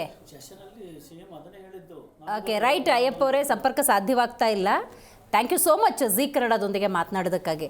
ಶಶಿಧರ್ ಅವರೇ, ಸಿದ್ದರಾಮಯ್ಯನವರು ಇವತ್ತೊಂದು ಮಾತಾಡಿದ್ದಾರೆ. ಒಂದು 10 ಜನ ಪ್ರಮುಖರ ಜೊತೆ ಮಾತಾಡಿ ಈ ಸಮಸ್ಯೆನ ಬಗೆಹರಿಸೋ ನಿಟ್ಟಿನಲ್ಲಿ ಕಾರ್ಯೋನ್ಮುಖ ಆಗ್ತೇವೆ, ಅವರೇ ಬರ್ತಿಲ್ಲ ಅಂತ ಹೇಳಿ. ಈ ಕಡೆ ಜಯಮೃತ್ಯುಂಜಯ ಸ್ವಾಮೀಜಿ ಹೇಳ್ತಾರೆ ಅಂತ ಯಾವುದೇ ಇನ್ವಿಟೇಷನ್ ಇಲ್ಲ, ಬರ್ತೀವಿ ನಾವು, ಕರ್ಕೊಂಡು ಹೋಗಿ ಮಾತಾಡ್ತೀವಿ ಅಂತ. ಈ ದ್ವಂದ್ವದ ಬಗ್ಗೆ ಏನು ಹೇಳ್ತೀರಿ? ಇದೆಲ್ಲೋ ಒಂದು ರಾಜಕೀಯದ ನೆರಳು ಕಾಣ್ತಾ ಇದೆ. ನಾನು ವೀರಶೈವ ಮಹಾಸಭಾದ ಸದಸ್ಯನಾಗಿ ಹೇಳ್ತೀನಿ, ವೀರಶೈವ ಲಿಂಗಾಯತರ ಯಾವುದೇ ಶಾಸಕರು ಮತ್ತು ಮಂತ್ರಿಗಳು ಎಲ್ಲರೂ ಒಗ್ಗಟ್ಟಾಗಿದ್ದೀವಿ, ಎಲ್ಲರೂ ಒಗ್ಗಟ್ಟಿದೆ. ಇದರಲ್ಲಿ ಮಾತ್ರ ಯಾವುದೇ ಇದೆ ಚರ್ಚೆಗಳಿಲ್ಲ. ನಾವು ಹಿಂದಿನ ಈಶ್ವರ್ ಖಂಡ್ರೆ ಅವರ ನೇತೃತ್ವದಲ್ಲಿ ಇದೇ ಫ್ರೀಡಮ್ ಪಾರ್ಕಲ್ಲಿ 2A ಸಿಗಲೇಬೇಕು ಅಂತ ಹೋರಾಟ ಮಾಡಿದ್ವಿ. ಬಸವರಾಜ ಸ್ವಾಮಿ ಜೊತೆಗೂ ನಾನು ಕೂತ್ಕೊಂಡು ಹೋರಾಟ ಮಾಡಿದ್ವಿ. ಅದು ಆಗಲೇಬೇಕು ಅಂತ ನಾವು ಹೋರಾಟ ಮಾಡಿದ್ವಿ. ಇದರಲ್ಲಿ ಇದು ಯಾವುದೋ ಒಂದು ಬೇರೆ ರೀತಿಯಾದಂತಹ ರಾಜಕೀಯ ಪಿತೂರಿ ಥರ ಕಾಣ್ತಾ ಇದೆ. ಇದು ಡೆಫಿನೆಟ್ ಆಗಿದೆ, ಇದೊಂದು 100%. ಬಟ್ ಆದರೂ ಸಹ ಅವರು ಹೇಳಿದಾಗೆ ಅದನ್ನು 2D ಏನು ಸ್ಟೇ ಆಗಿದೆ ಅದನ್ನು ವೆಕೇಟ್ ಮಾಡುವಂಥ ಕರ್ತವ್ಯ ಯಾರ್ದು? ಸರ್ಕಾರದ್ದಾಗಿರಬೇಕಾಗಿತ್ತು. ಅದಕ್ಕೆ ಒತ್ತಡ ತರಬೇಕಾದ ಯಾರು?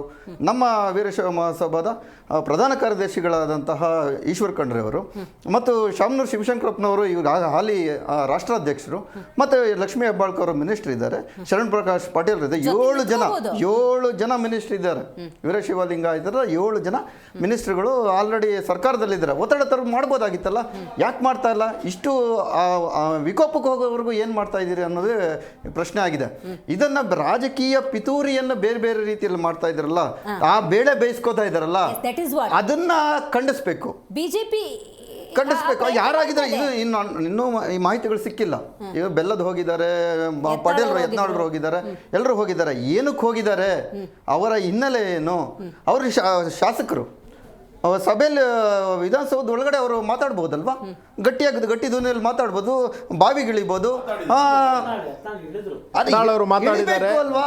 ಈ ರೀತಿಯಾದಂತಹ ನೋಡಿ, ಅವರು ಒಂದು ಪ್ರತಿಭಟನೆ ನೀವೇ ಪಕ್ಷದಲ್ಲಿ ಬಡ ನೋಡಿ. ಎಲ್ಲರ ಜೊತೆಗೆ ವಿಜೇಂದ್ರ, ನಮ್ಮ ರಾಜ್ಯಾಧ್ಯಕ್ಷ ವಿಜೇಂದ್ರ ಅವರು ಮಾತಾಡ್ಬೋದಾಗಿತ್ತಲ್ಲ, ಯಡಿಯೂರಪ್ಪನವ್ರು ಮಾತಾಡೋದಾಗಿತ್ತಲ್ಲ.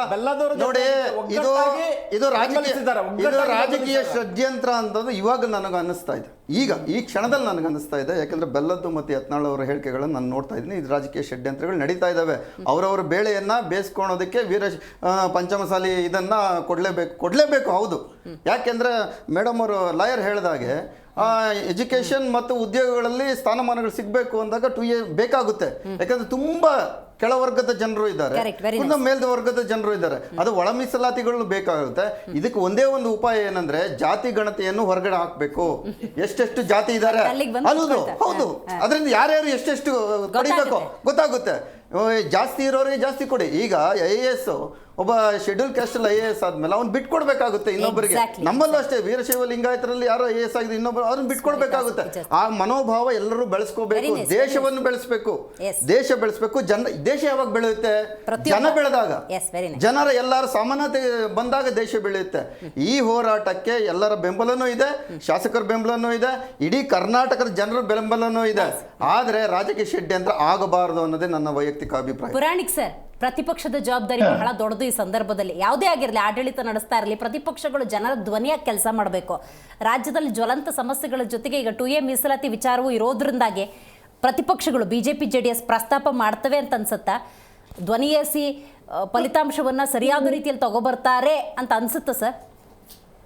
ಈಗ ಬಿಜೆಪಿ ಅವರಿಗೆ ಇಂಥ ಒಂದು ಏನು ಅವಕಾಶ ಇದೆ, ನ್ಯಾಯವಾದ ಪರವಾಗಿ ಪ್ರತಿಪಾದನೆಯನ್ನ ಮಾಡಿ ಅವರಿಗೆ ಹೋರಾಟದಲ್ಲಿರ್ತಕ್ಕಂಥ ಏನು ಬಡ ಜನರಿದ್ದಾರೆ ಅವರಿಗೆ ಒಂದು ರೀತಿಯಲ್ಲಿ ಅನುಕೂಲ ಆಗೋ ರೀತಿಯಲ್ಲಿ ಅವರು ವಾದಿಸ್ಬೇಕು. ಮತ್ತೆ ಅದಕ್ಕೆ ತಕ್ಕಂಗೆ ಮುಖ್ಯಮಂತ್ರಿಗಳಿಗೆ ಅವ್ರ ಪ್ರಭಾವ ಬೀರ್ಬೇಕು, ಒತ್ತಡ ಹೇರ್ಬೇಕು. ಇಲ್ಲದೆ ಹೋದ್ರೆ ಏನಾಗುತ್ತೆ, ಈಗ ಮುಖ್ಯಮಂತ್ರಿಗಳು ಏನ್ ಹೇಳಿದಾರೆ, ಒಂದು ಜಾಣತನ ಮಾತಾಡಿದ್ದಾರೆ, 10ನೇ ತಾರೀಕು ನಾನು ಇದಕ್ಕೆ ಪರಿಹಾರ ಸೂಚಿಸ್ತೇನೆ ಟ್ಯೂಸ್ಡೇ ಅಂತ ಹೇಳಿದ್ದಾರೆ. ಅಂದ್ರೆ ಏತು, ಅಷ್ಟರೊಳಗೆ ಮುಖ್ಯಮಂತ್ರಿಗಳು ಈ 10 ಜನರನ್ನ ಅಲ್ಲಿ ಏನ್ ಬೆಳಗಾವಿನಲ್ಲಿ ಕರೆದಿರೋ ಅವ್ರನ್ನ ಬೆಂಗಳೂರಿಗೆ ಕರೆಸಿ ಅವ್ರ ಜೊತೆಗೆ ಮಾತಾಡಿ ಈ ರೀತಿಯ ಸಮಸ್ಯೆಗಳಿರುವಾಗ ನಾವೆಲ್ಲ ಒಗ್ಗಟ್ಟಾಗಿ ಯಾವ ರೀತಿ ಪರಿಹಾರ ನೀಡಬಹುದು ಅಂತ. ಮತ್ತೆ ಈ ಕೊನೆ ಮಾತಾಡಿದವ್ರು ಹೇಳಿದ್ದನ್ನ ಒಪ್ತೇನೆ, ಏನೋ ಕ್ರೀಮಿ ಲೇಯರ್ ಅಂತ ಆಯ್ತು, ಹನಿಪದರ.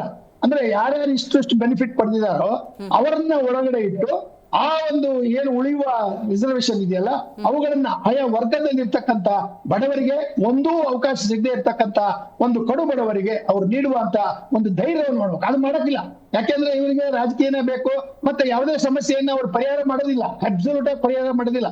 ಅದು ನೆನೆಗುದಿಗೆ ಬರುತ್ತೆ, ತೇಪೆ ಹಾಕ್ತಾರೆ. ಈಗ ನೋಡಿ ಬಿಜೆಪಿ ಅವರು ತೇಪೆ ಹಾಕಿ ಅಧಿಕಾರವನ್ನು ಕಳ್ಕೊಂಡ್ರು ಅಸೆಂಬ್ಲಿನಲ್ಲಿ ಮತ್ತೆ ಎಲೆಕ್ಷನ್ ನಲ್ಲಿ.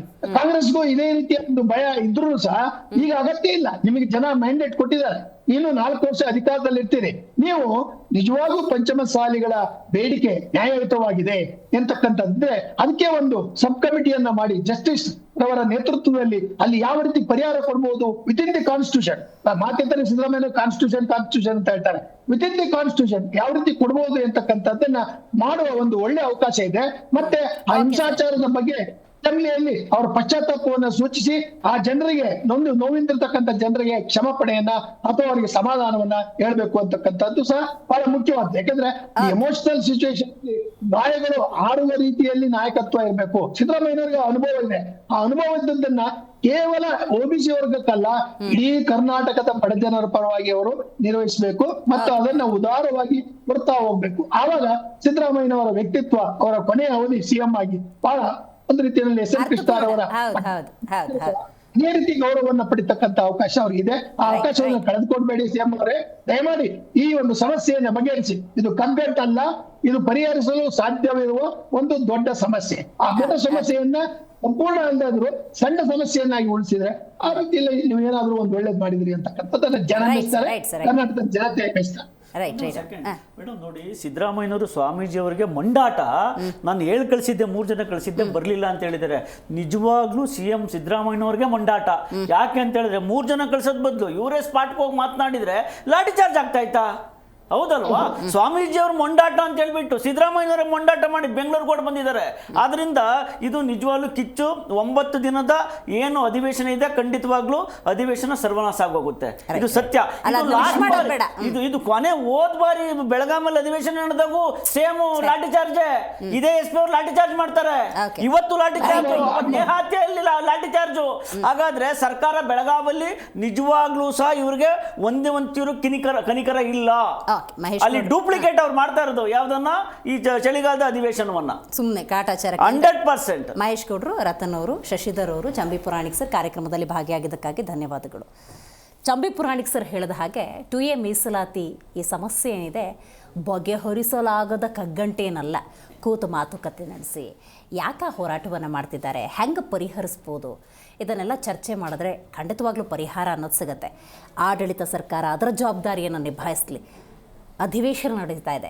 ಈ ಸಂದರ್ಭದಲ್ಲಿ ಪ್ರತಿಪಕ್ಷ JDS ಮತ್ತು BJP ಏನಿದೆ, ಈ 2A ಮೀಸಲಾತಿ ಸೇರಿದಂತೆ ಇತರ ವಿಚಾರಗಳ ಕುರಿತಂತೆ ಪ್ರಬಲ ವಿರೋಧ ಪಕ್ಷವಾಗಿ ಸರಿಯಾದ ರೀತಿಯಲ್ಲಿ ಜನರ ಧ್ವನಿಯಾಗಿ ಕೆಲಸ ಮಾಡಲಿ ಅಂತ ಹೇಳ್ತಾ ಇವತ್ತಿನ ಕಾರ್ಯಕ್ರಮವನ್ನು ಮುಗಿಸೋಣ. ನೋಡ್ತಾ ಇರಿ ಜೀ ಕನ್ನಡ ನ್ಯೂಸ್, ಸತ್ಯವಿ ಸುದ್ದಿಯ ಜೀವಾಳ.